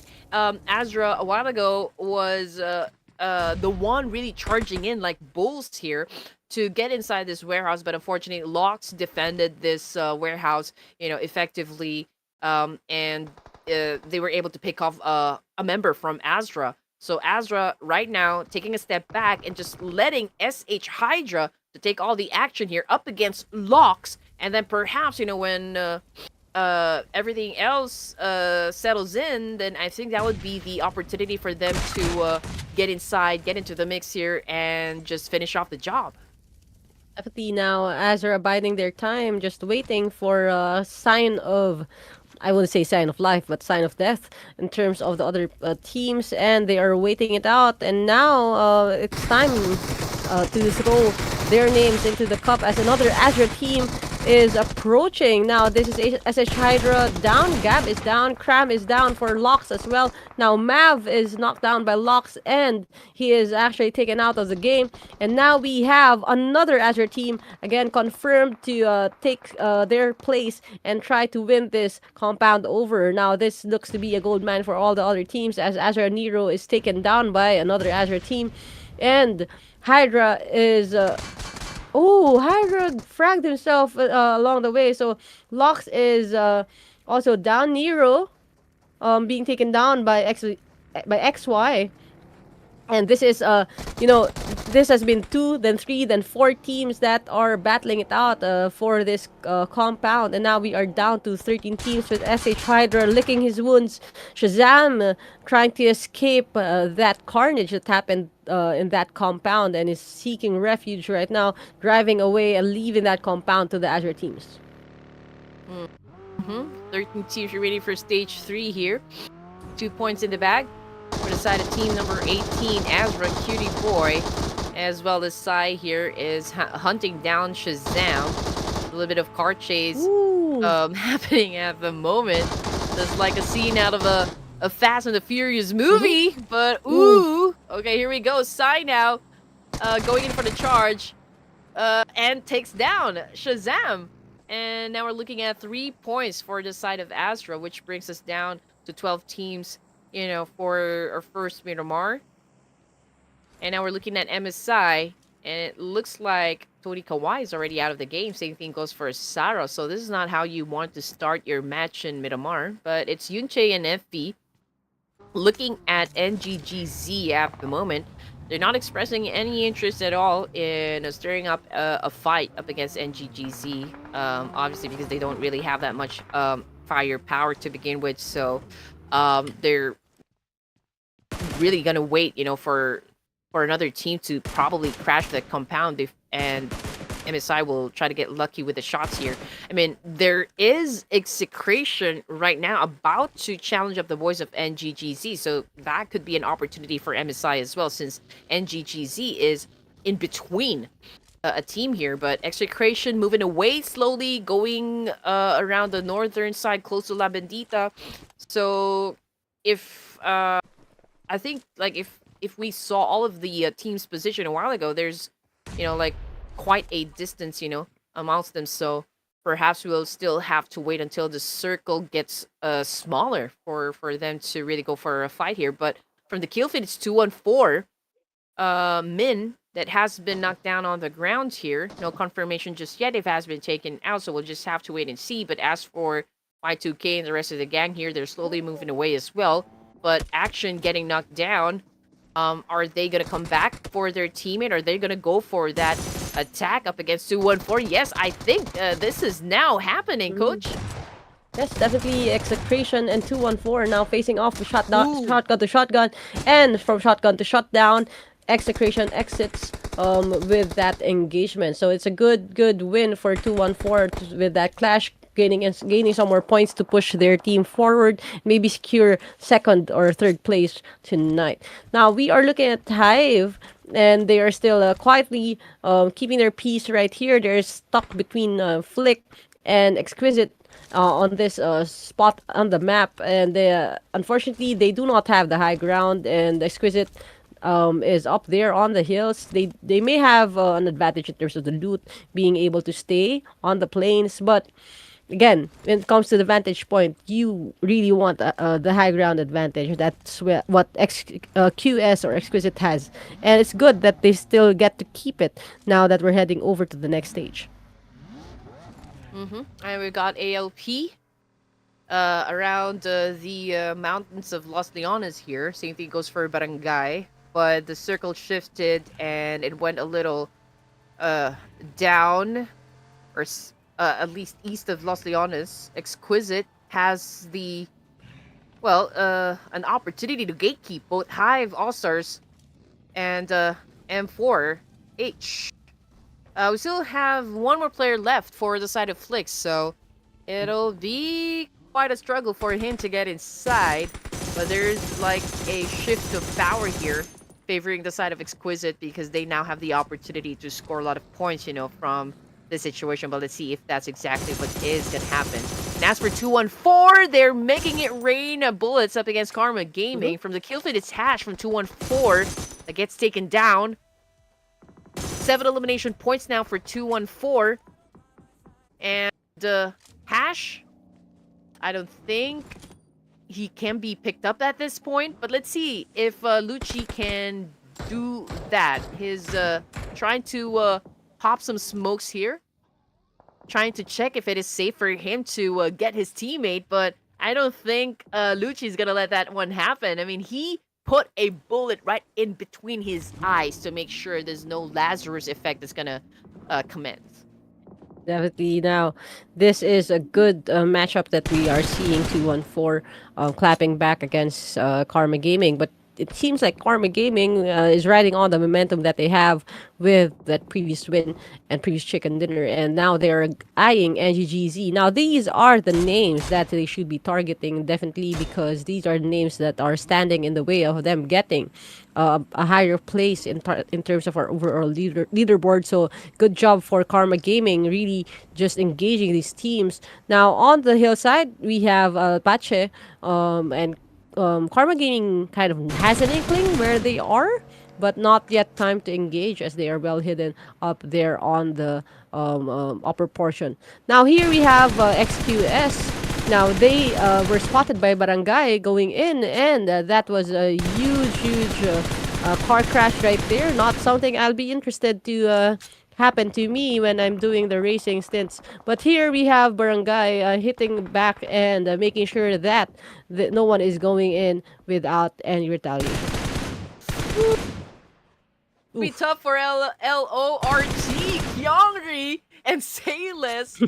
About to battle it out as well. Sayless providing a little bit of backup for his teammate here, but this is a great opportunity for them to score some points. Hachi, again, from Barangay, already out of the game here. They do have a slight advantage compared to the other teams because of that high ground, but let's see.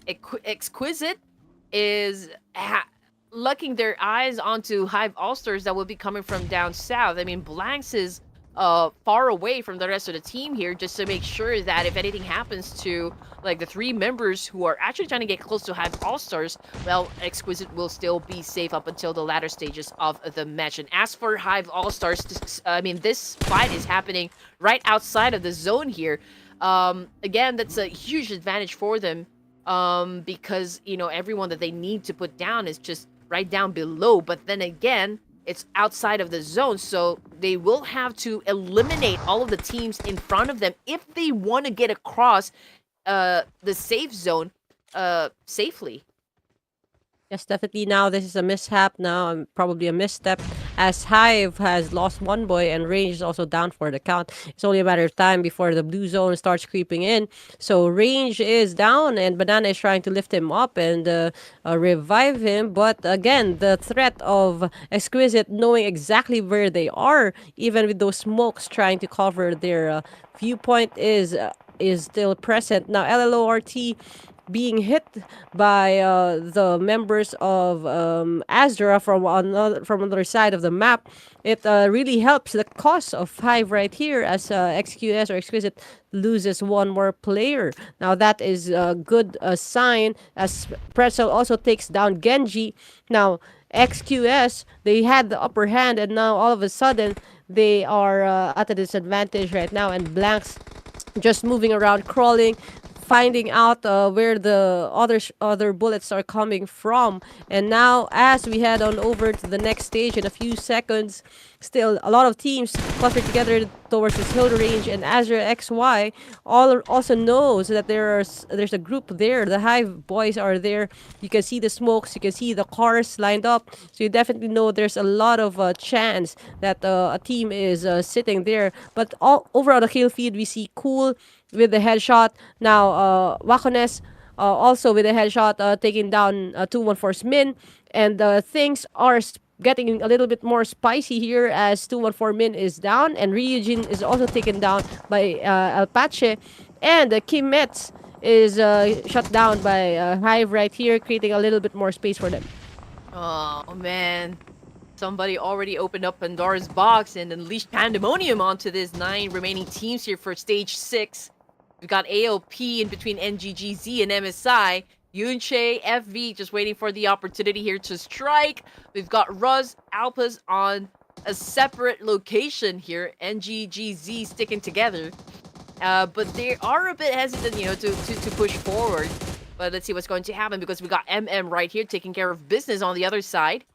And MSI Yunche is just really waiting for AOP and NGGZ to get within their line of sight before they attack. But Yunche also sustaining a little bit of damage here coming from those nades, and Wakon successfully shuts down another player, you know, from the mountain top right there. I'm checking the kill feed right here, but Barangay Eloy, confirmation coming through already out of the game here. We've got Karma Gaming still scoring a lot, you know, from the kill feed here, getting some points down. We got Range also monitoring the situation. ALP getting a lot of hits from NGGZ. MM shuts down Virus of ALP. Ooh. And now we've got a 3-way battle happening right now over to the east side of the zone here. We got MM cooking up the nade, getting ready to shut down Yunche from MSI. Will he be okay? Nope.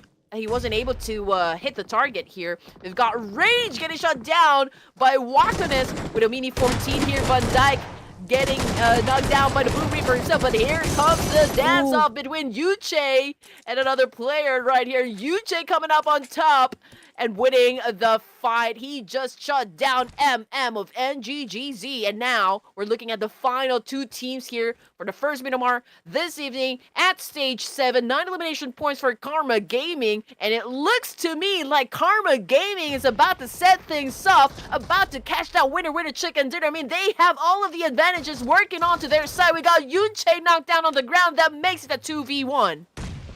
Definitely now they have the high ground, and still with their kits right now, we are seeing a good momentum shift as Karma Gaming unleashes the Karma on FV right here from MSI. He is at a severe disadvantage. He has to move forward, but that is it. Karma Gaming securing a back-to-back chicken dinner. Ooh, that was great performance coming from Karma Gaming. We did ask the teams to step it up, and Karma Gaming definitely showed up for today's set of matches as well. A total of what? 11 elimination points plus a chicken dinner. That makes it a total of 21 points for the boys of Karma Gaming. It was pretty obvious. They had all the advantages working out for them. They have the high ground, and the fact that they were able to shut down Yunche from a distance, that paved the way for Karma Gaming to have that convincing win here in Miramar. To applaud that maneuver that Yunche did, switching over his gun and taking that kill, but only to fall to the hands of Karma Gaming from that hill right there. But again, hats off to Karma Gaming. They have not been a passive winner. They were not a passive winner the last time, and they're not a passive winner again for this Miramar match. And I'm just sad thinking that this may be a little too late for them to maybe battle it out with Hive for that top spot. But seeing how they have drawn momentum, definitely they will be up there, maybe even secure with the second spot. So that is where we are at now for the storyline in terms of the numbers. But we are excited to head on over to the very last map of Heartbreak Warfare, and I'm excited to see who else will be up there on our leaderboards and trying to nab that chicken dinner. So we'll see you guys. We'll be right back in a few more minutes to witness the last and final battle for tonight and for this tournament. Again, this is your coach Abby, and I'm with Red Queen Andy, and we'll see you in a bit. Then you definitely can't miss PUBG Mobile's Arena Mode. It's the perfect battleground to hone your skills. Arena features a variety of gameplays with some shared traits. You can slide, automatically heal when outside of combat, and have infinite respawns during the match. Don't worry about becoming a crate and focus on pure combat fun. Team Deathmatch. Before the match, you need to go to the loadout to equip weapons, attachments, and throwables. Arena training. Weapons can be freely picked up at the spawn point. No need to worry about loadouts in advance. Gun game is full of random fun. Every time you defeat an enemy, your weapon will change to something else, from SMGs to rifles to sniper rifles, with the final blow from the can. Experience the thrill of eliminating enemies with various weapons. Complete arena matches to earn 2 growth gifts. Evo EXP. Increase Evo level to unlock more firearms. Weapon mastery. Increase mastery to unlock more attachments. Want to prove your strength? Join Ranked Arena. Your judgment and on-the-spot decisions are key to victory. The top 1,000 ranked players at the end of the season can obtain the Arena Dominator title. Climb the tiers to get more exclusive arena rewards. Join the arena now and be the next legend.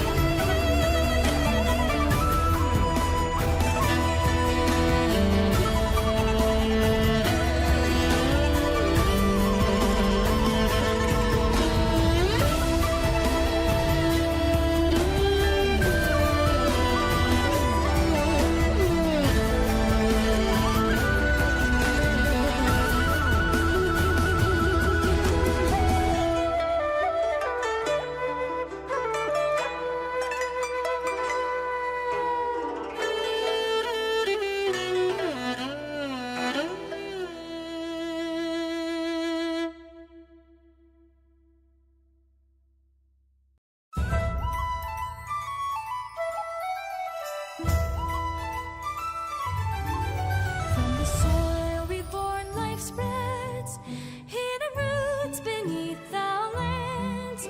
Primal gleams where ages spreads. Can you hear the ancient call? To the roots, up to the sky. Watch the darkness live.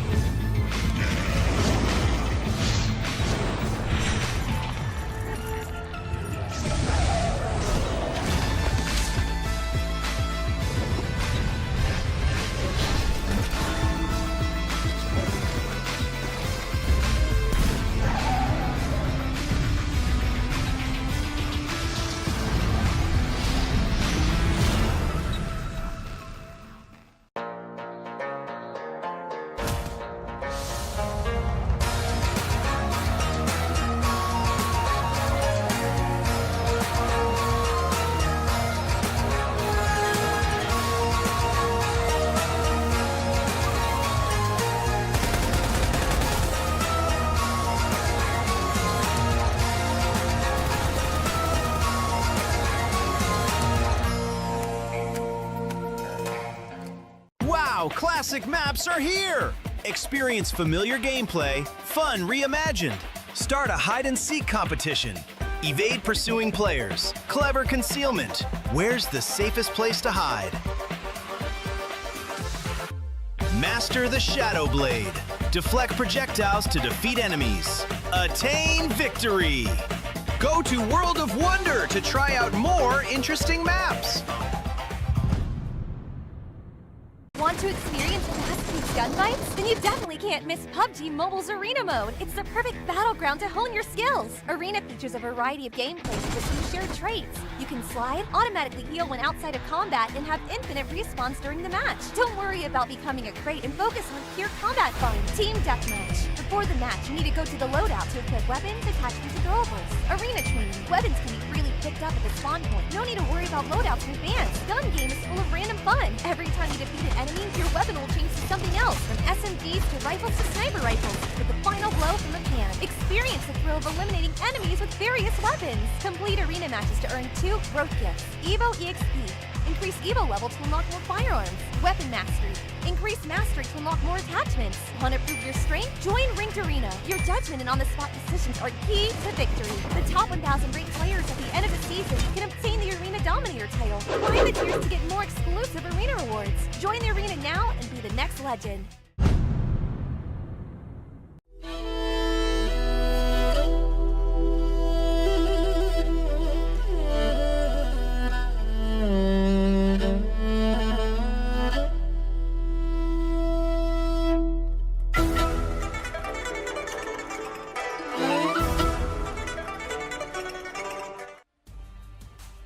All right, ladies and gents, this is the moment that we have been waiting for, the final game for day number 3 of the grand finals here at the PUBG Mobile Heartbreak Warfare, brought to you by Infinity Live and Nerd Herd in partnership with Tencent. We are still your casters. My name is Red Queen Andy, together with Coach Abby.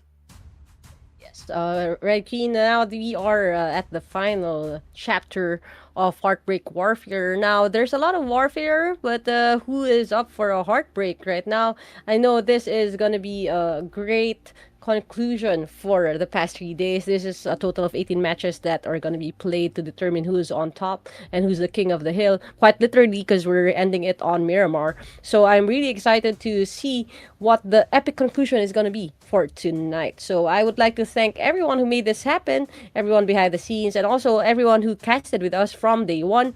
Mischievous, JD the Caster Dad, we have Aaron, and of course our partner for tonight, Red Queen Andy. Thank you for all the storylines that were brought out, all the shout outs, all the comments. Thank you for everyone who took part in this 3 days of fun and battles at PUBG Mobile. Yes, you're absolutely right, Coach. You know what?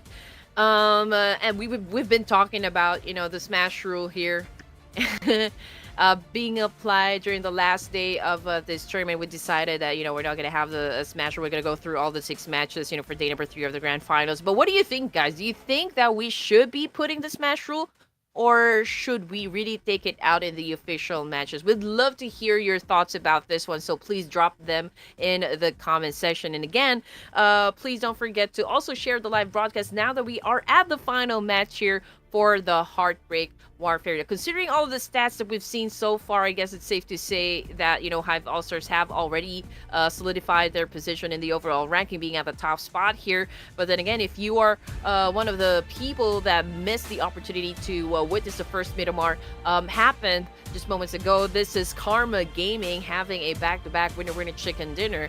And match number 17, they did get a total of 21 points, followed by MSI with 10. 2 teams that ended the game with a double-digit finish. And as for Exe, Adra, and Flick, they had an early engagement. Unfortunately, they had an early elimination as well. But for Locks, XQS, Hive All-Stars, they continue to be consistent in getting elimination points, for the first Miramar. Now, I would like to thank everyone who made this possible. This tournament, as we have teased in the beginning, is going to be heartbreaking for teams who will not be able to gain a secure spot, especially for our top four, because this is the beginning of something bigger and better, as the top four teams that will be ranked here will qualify for the next tournament, Unforgiven International, with a 2,000 USD grand Ooh. prize. Are you guys excited about that? So is that gonna sweeten the deal for all the teams in our lobby? I hope so. And we're expecting great action right now as they are taking note of that prize right there. Mm-hmm.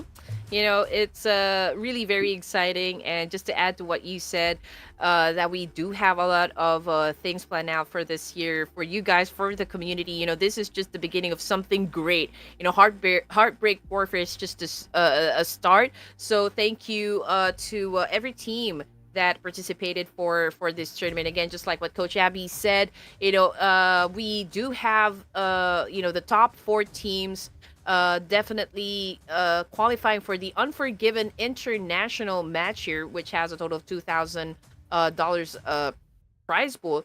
But we still have another tournament for something great as well. So I will keep that for now, but stay tuned. And again, there's a reason why we are asking you guys to follow all of our social media platforms, so that you guys can, of course, get all the updates that's about to happen within the community. And now, we've mentioned this a while ago, Coach. Hive All Stars again already cemented their spot, being at the top here in the leaderboards. But do you think NGGZ also kept their second place ranking in the overalls?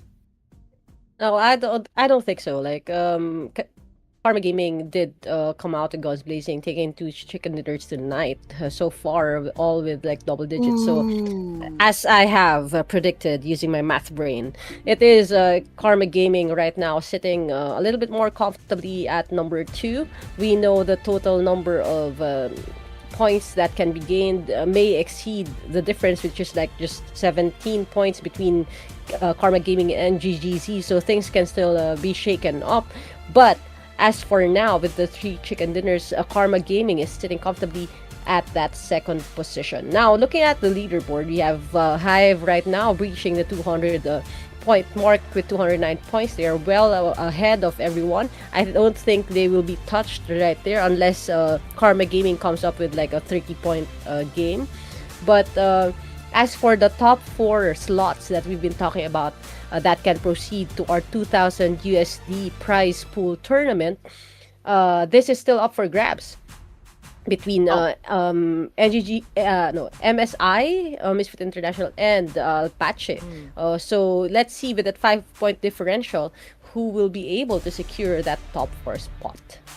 This is truly an unexpected performance, coming from Karma Gaming. I mean, if I'm really gonna be honest, I was expecting 214 to be included in the top 4, but so far, their tenacity and their firepower is just kind of fading out from glory, from the matches that we've had so far for this evening. It's just so unfortunate because this is already the final day for the tournament and also the final matches. So I don't think we're gonna be seeing them, in that international tournament that we just spoke of. But yeah, I mean, KG, NGGZ, MSI, LP, Replay. I think we can still see this one shuffle, in the overalls after this big fight in Miramar. We're not exactly sure how the final match is going to play out. I mean, if everyone's really going to come out, guns blazing and just really making sure that they get enough elimination points to improve their overall status. But yeah, I think it's almost sure that this top 4 teams that we have currently in the overall will be the ones to proceed to the next tournament that we have. We can see a little bit of a change in terms of the tempo for Karma Gaming. I think they really amped it up today, and that's really nice to see. But I think we're going on to a break before we set up the last match of the night. So we'll see you when we get back. Again, this is Coach Abby with Red Key Nanny.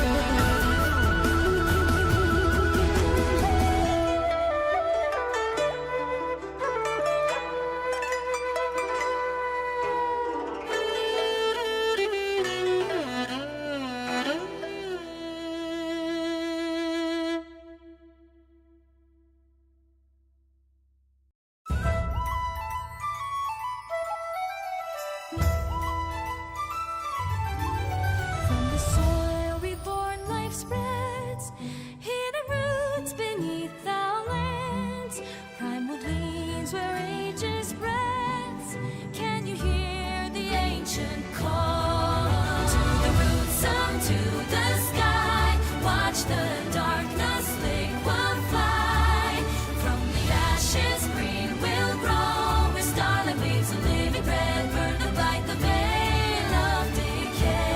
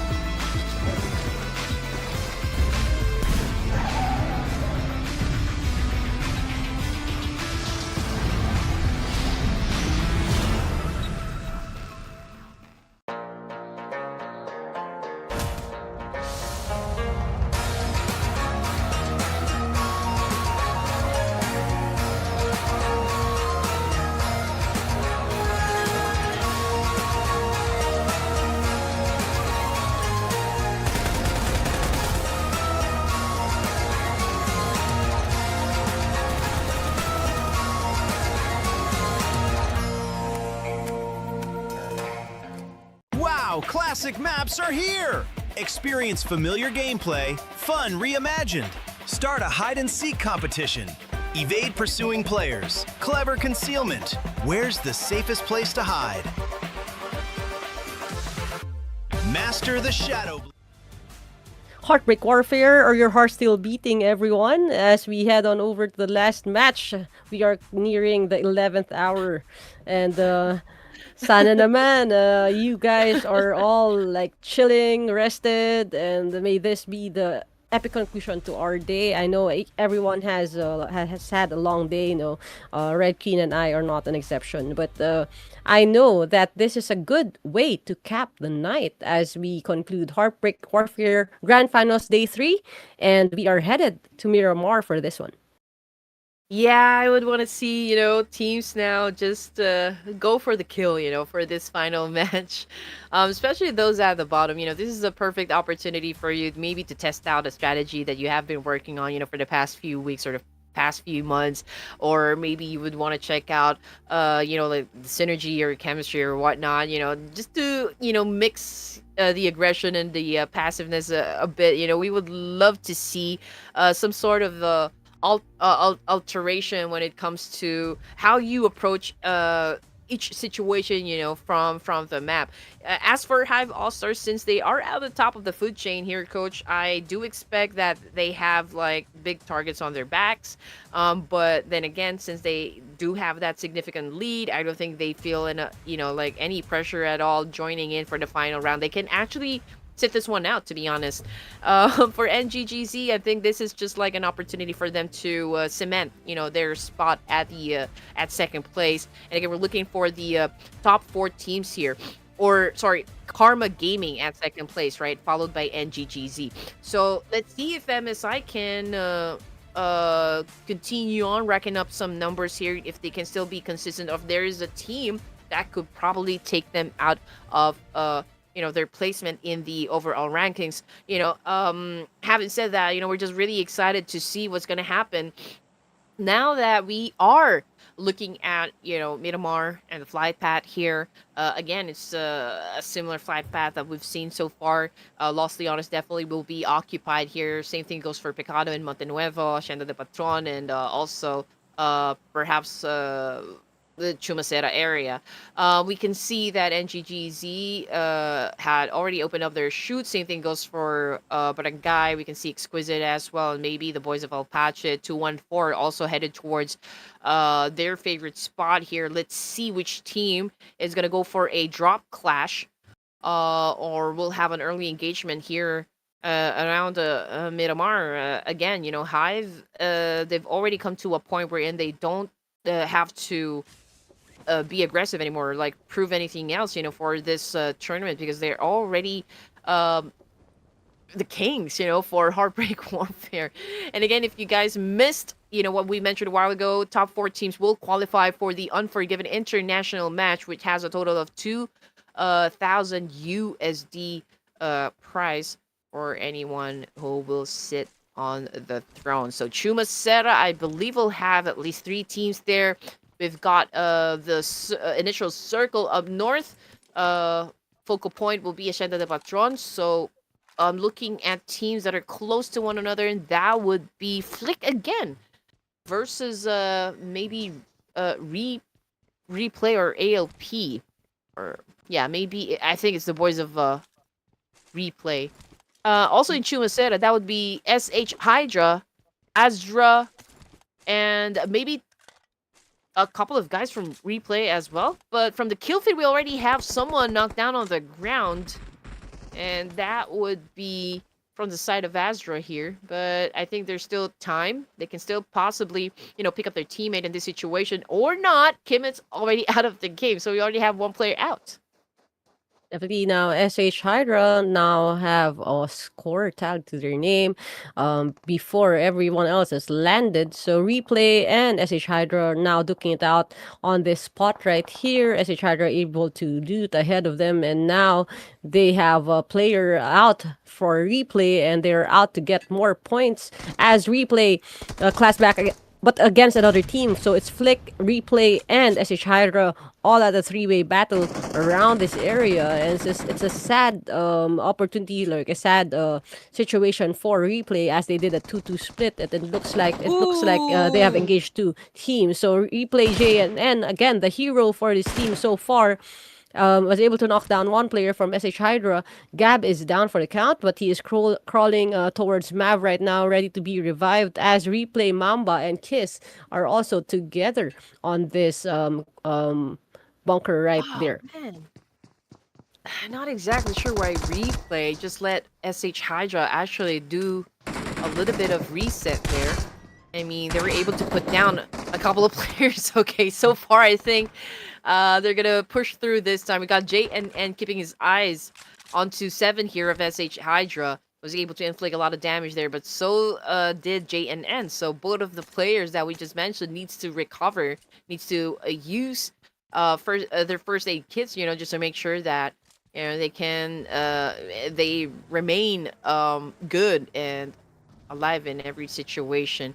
And now ALP 7 I think just got a card. I'm not sure if they're gonna go away from the situation, but JNN was able to take down a player from SH Hydra, but 7 trying to find a better angle here, trying to get some more information as to where the other members of Replay is, but JNN doing a perfect job here, just being the reliable mid-man for the team.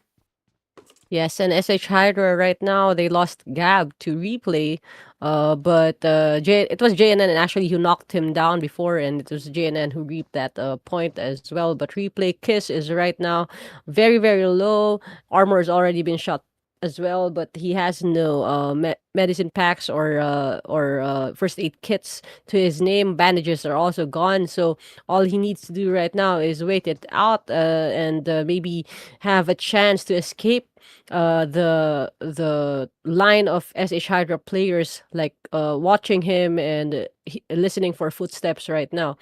And over on the rest of the map, again, we've only just lost 3 players to the lobby right now. And here we have an engagement between Alpache and I think it's MSI, if I'm not mistaken.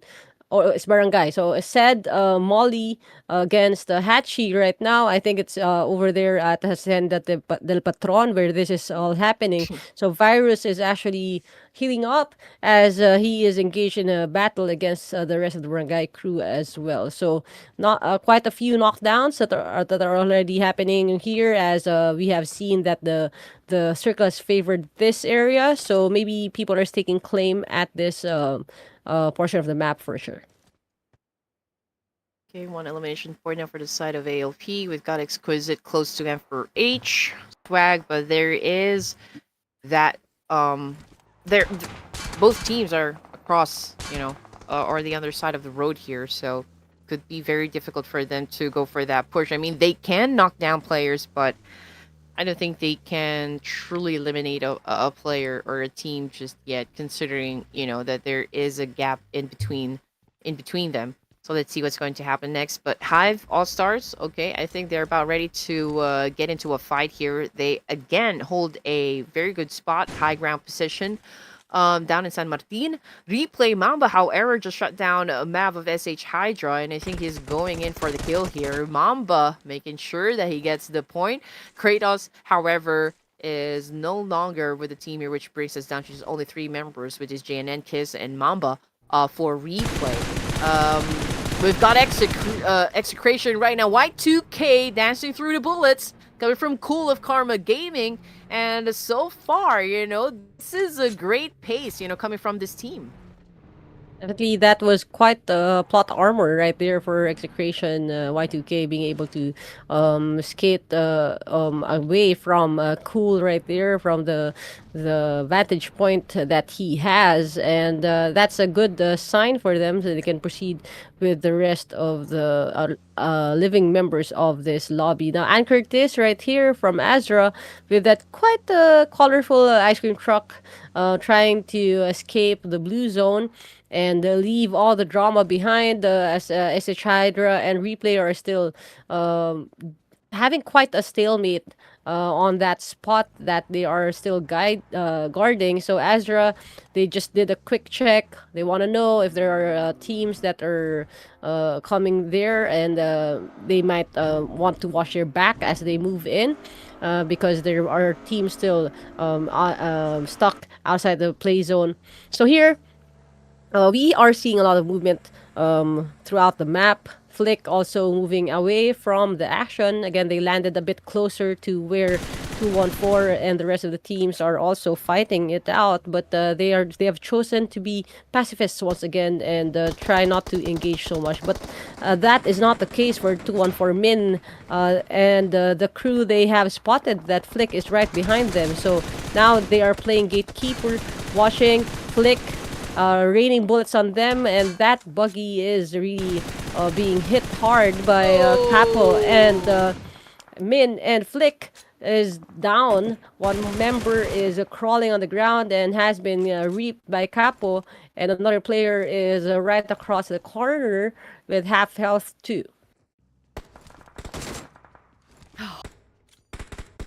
Flick is definitely not having a good time here. I mean, Rev, and his teammate practically just drove off. You know, like he would want to come back for his teammate, but I think it's gonna be possible. So, Flick now lost Reb in the situation just because of that massive spray, and now Bugo right here is looking at 214. Probably will try to avenge their fallen comrade. Let's see if he can actually make that one happen. He throws in a Molotov to flush them out. We can see smokes getting popped, but let's see what's gonna happen next, because I don't see anyone that can provide a little backup. You know, at least for Bugo. Is using a UMP, charging towards two members of 214, and Hash is just like really waiting, you know, for this team to just really come at them. Like, it's really an easy, convincing win right here coming from 214. Are they real? That is the question. They have inflicted a lot of damage against Flick right there, and Flick only has one member. Again, this has been the pattern with Kenj surviving because he's the tail end of their formation, but now Capo knows exactly where he is. Will this be another early exit for Flick? We have to watch out and look, and Capo is right there. Kenj knows exactly where Capo is as well, but with his AUG, will he be able to defend himself? That is the question, because more members are approaching the area where he is. So Kenj is exposed to Capo, and also Min is also gonna be climbing up that hill in a matter of seconds. So moving on from on the rest of our map, again, that is Kenj was able to take down Hash. So that's a good move right there. A good job for him. I think two players are down. Ryujin, wow. so it's a matter of reaping these kills. And Capo crashing into the rock. Ring around the rosy time. Oh! And Capo was able to take down the last remaining member from Flick, but not without a fight from Kenj. Good job taking down two members of 214 with him. You know, exactly. You know, he did not make that easy for 214 to just dominate his team. You know, that was like a wonderful effort coming from Flick. You know, he's not going to go down without taking someone else with him, and that was just like 2 points in the bag, you know, for Flick, which is really like a huge effort. You know, as for 214, it will be really quite a challenge for them to get to the last few zones of this match, just because, you know, two of their members got picked off. So let's see what kind of strategy we're gonna witness, you know, from the side of 214. And as for SH Hydra, the fight continues on up against Replay here, but I believe Shazam is the last surviving member, and I guess this is a stalemate just because of the fact that, you know, this standoff is happening outside of the zone. Both the teams are actually inside the blue here, which I guess will, I mean, like, be very difficult, you know, for both of them to escape the situation.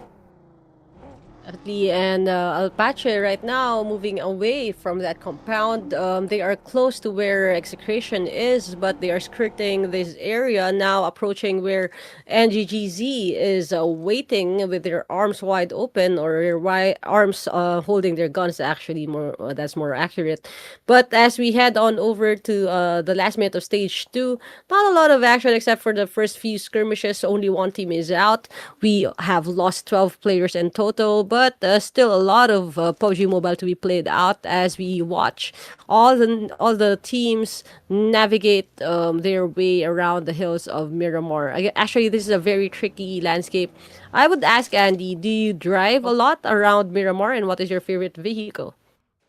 Oh, me? I rarely play in Miramar, to be honest. My favorite map is Vikendi, which is no longer part of the map pool, unfortunately. Second would be Irankle. So in Miramar, I it's not good for my anxiety. As a as an anxious person, I panic a lot. Yeah, I understand. Well, I panic a lot more than Sandhawk because of the close quarter combat. But yeah, Miramar, I used to love again back in the day when the snipers were a meta, but not anymore. I'm not really a very aggressive fighter. I'm a lover, not a fighter. So Miramar, Erangel, everything that has changed is remarkable to watch as a spectator and as a caster, but really as a player. I think I'll leave the playing to the pros and just take on the mic once in a while. Now, Jariel is facing off against 214 and he is able to take down Min. Capo is the only one that is up and alive for 214, so he does try to build a smoke wall to shield himself. But there are multiple enemies all around and he is able to take down one of the players. But MM, with a sliver of health, is able to draw the final conclusion for that team right there. 214 is now out of the tournament. MM said hello to Capo and then sent him back to the lobby. And now we're looking at NGGZ.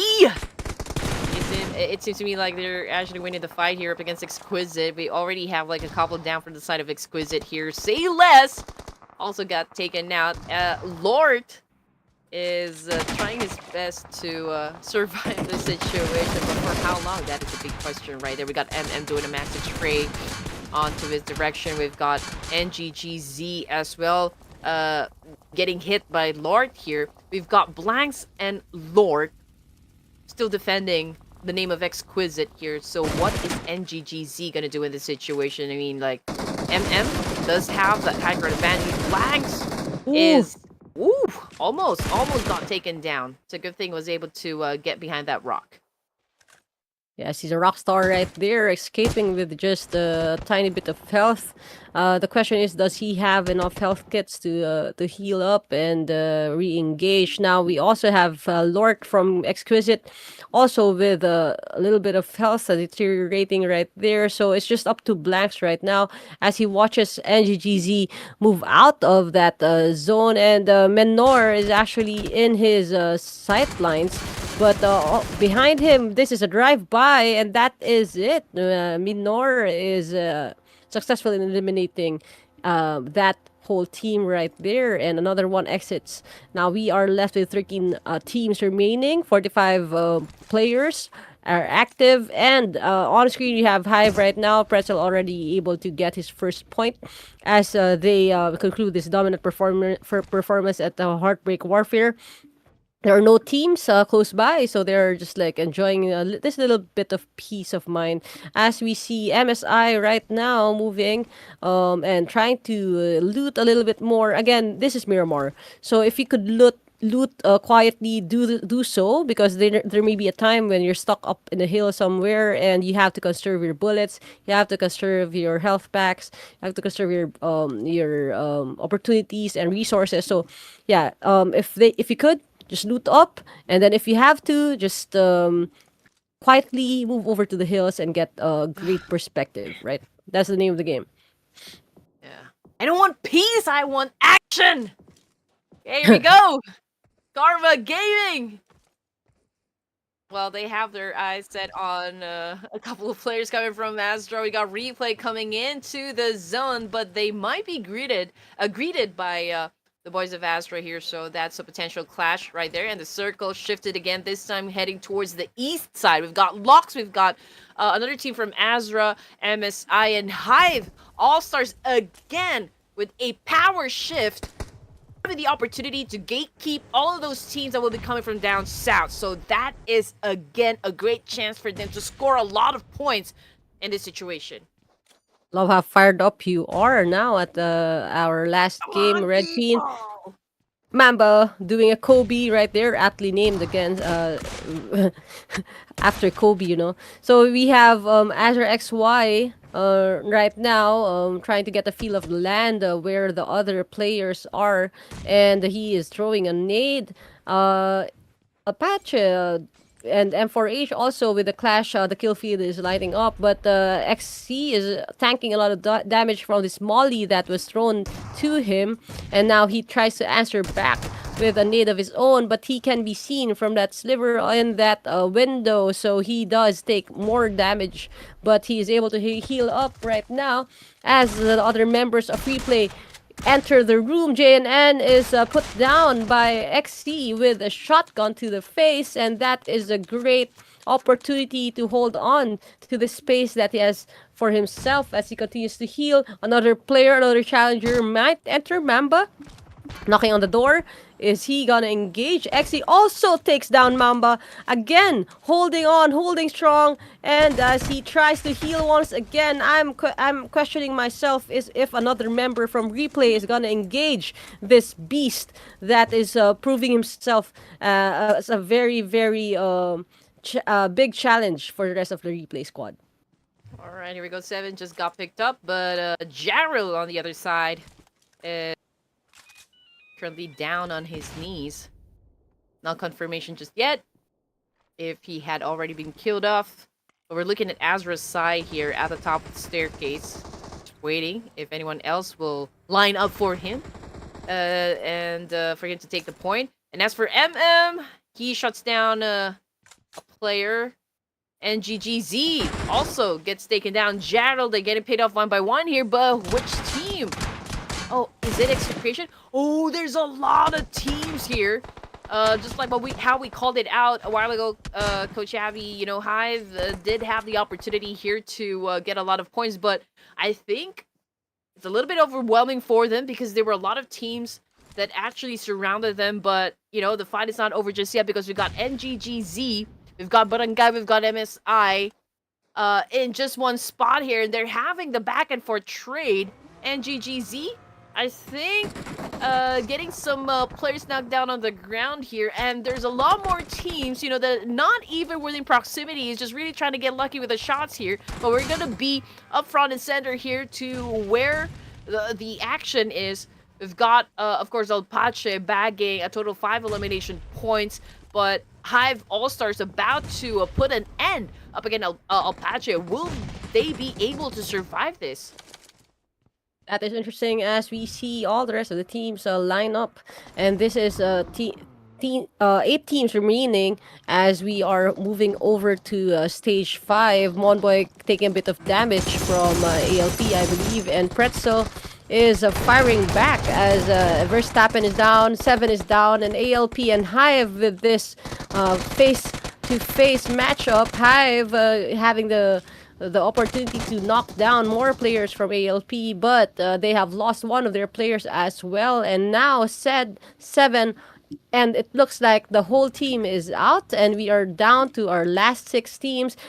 Pretzel left us already, and there are only 3 players for Hive with 5 eliminations to their name, but we are seeing more opportunities for the other teams to clock in and bump up their scores on the leaderboard. We are seeing NGGZ and MSI close by, and as well as Azra seeing that movement across the map. What will the call be? Will he engage? Will he shut them down?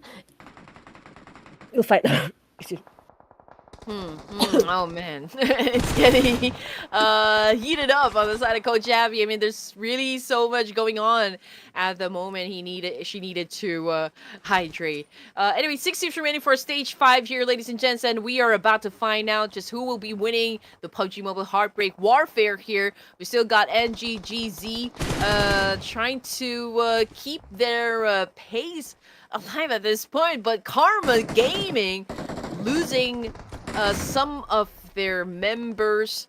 We've got Emma's a little bit low in the HP here. We got FV getting taken back to the lobby here. We got Tony Kwai also getting closer to where the action is, but a kill feed definitely is lining up. FV, Yunche out of the game. We got Sarah down on the ground. So it's just Tony Kawai here left to defend the team. 4 teams remaining for stage 6, ladies and gents. And everyone is just really fighting it off for this piece of a location here where Tony Kawai is currently staying.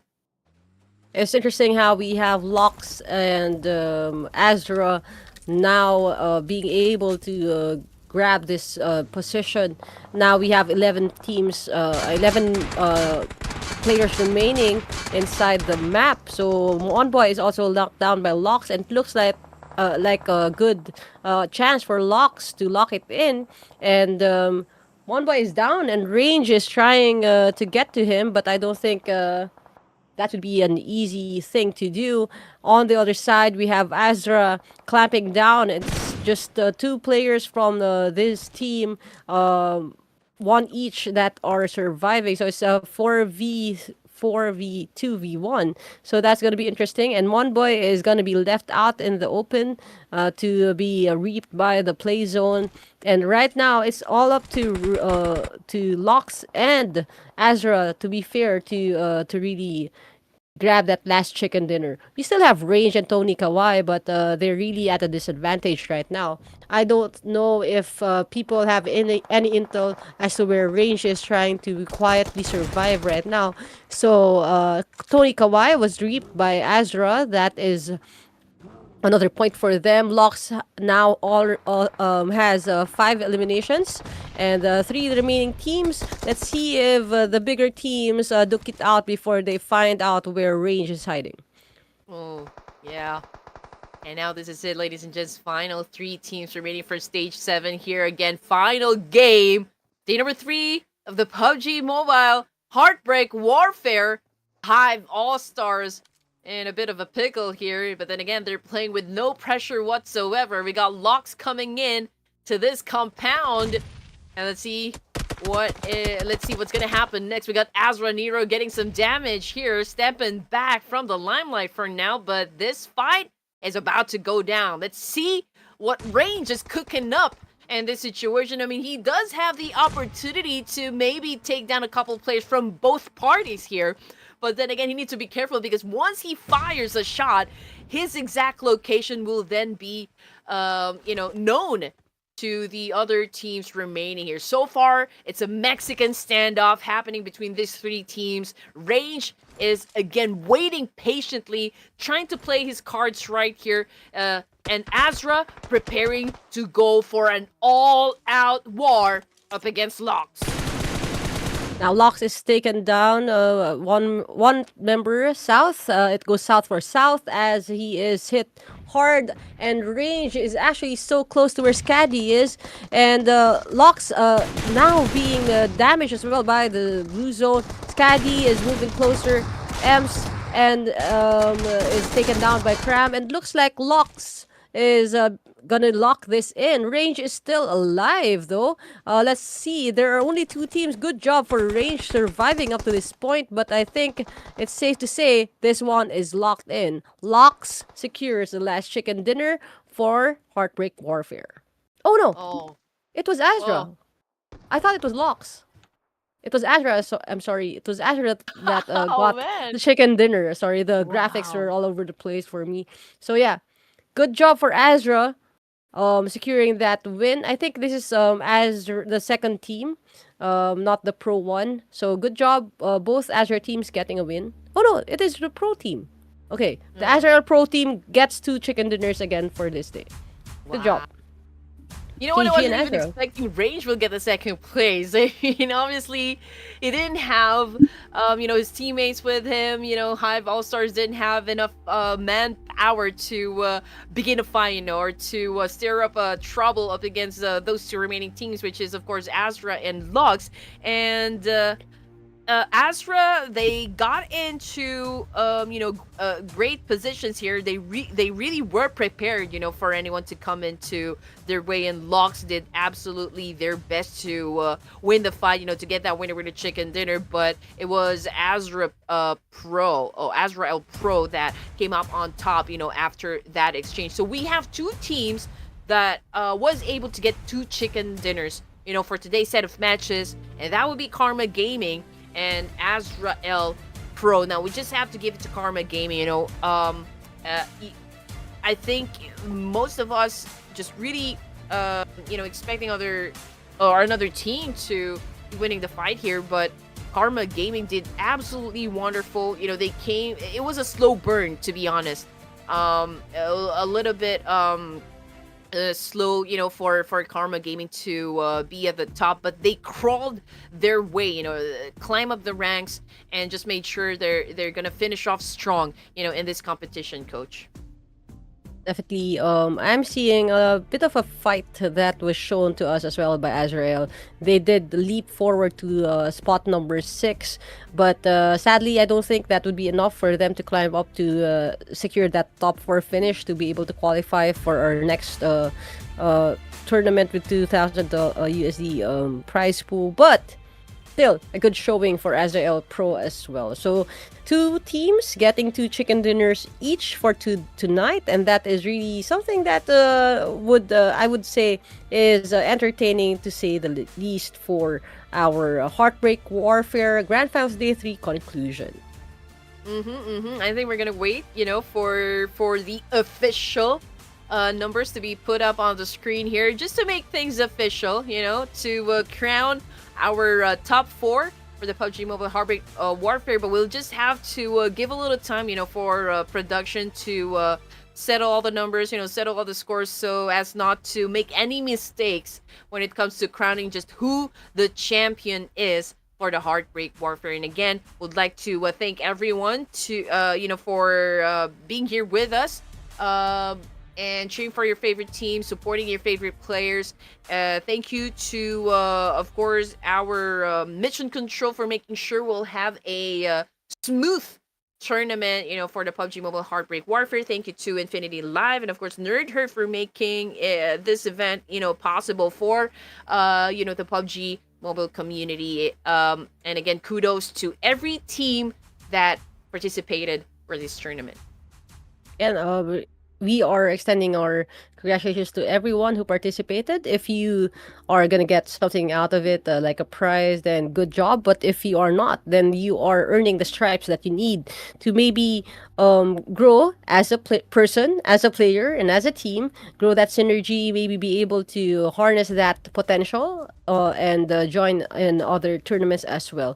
What we can say is that we will try our best to do more of this and really boost up the ecosystem that we have right here for PUBG Mobile Esports. And that's really exciting to witness and to be part of for the rest of the year.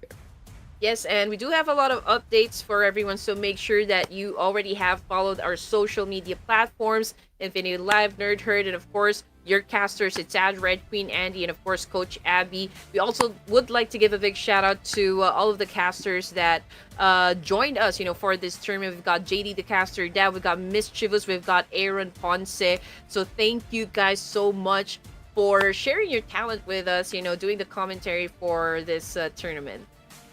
Yes, and again, if you're doing shout out to our technical director, Direct Colix, right there, manning the team behind the broadcast. But right now, we are seeing the match results for match number 18 at Miramar. We have Azrael Pro taking the winner chicken dinner with 10 placement points and 8 kill points, and a total of 18 points.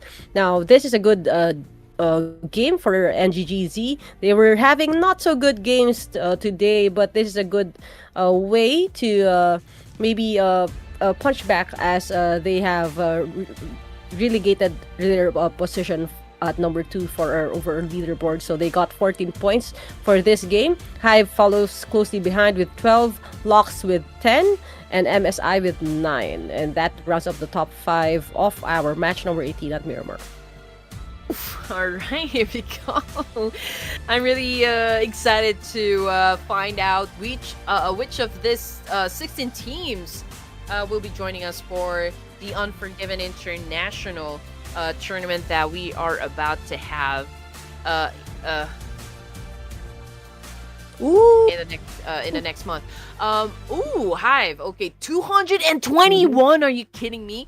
PMNC is just around the corner, Coach Abby. So this is also was a great opportunity for the teams here to do a little bit of training, to test out some of their strategies if it's working or not.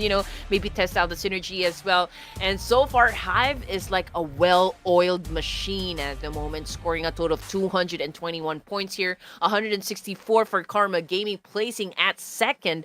NGGZ coming in at third place with 159, and MSI at fourth place with 141.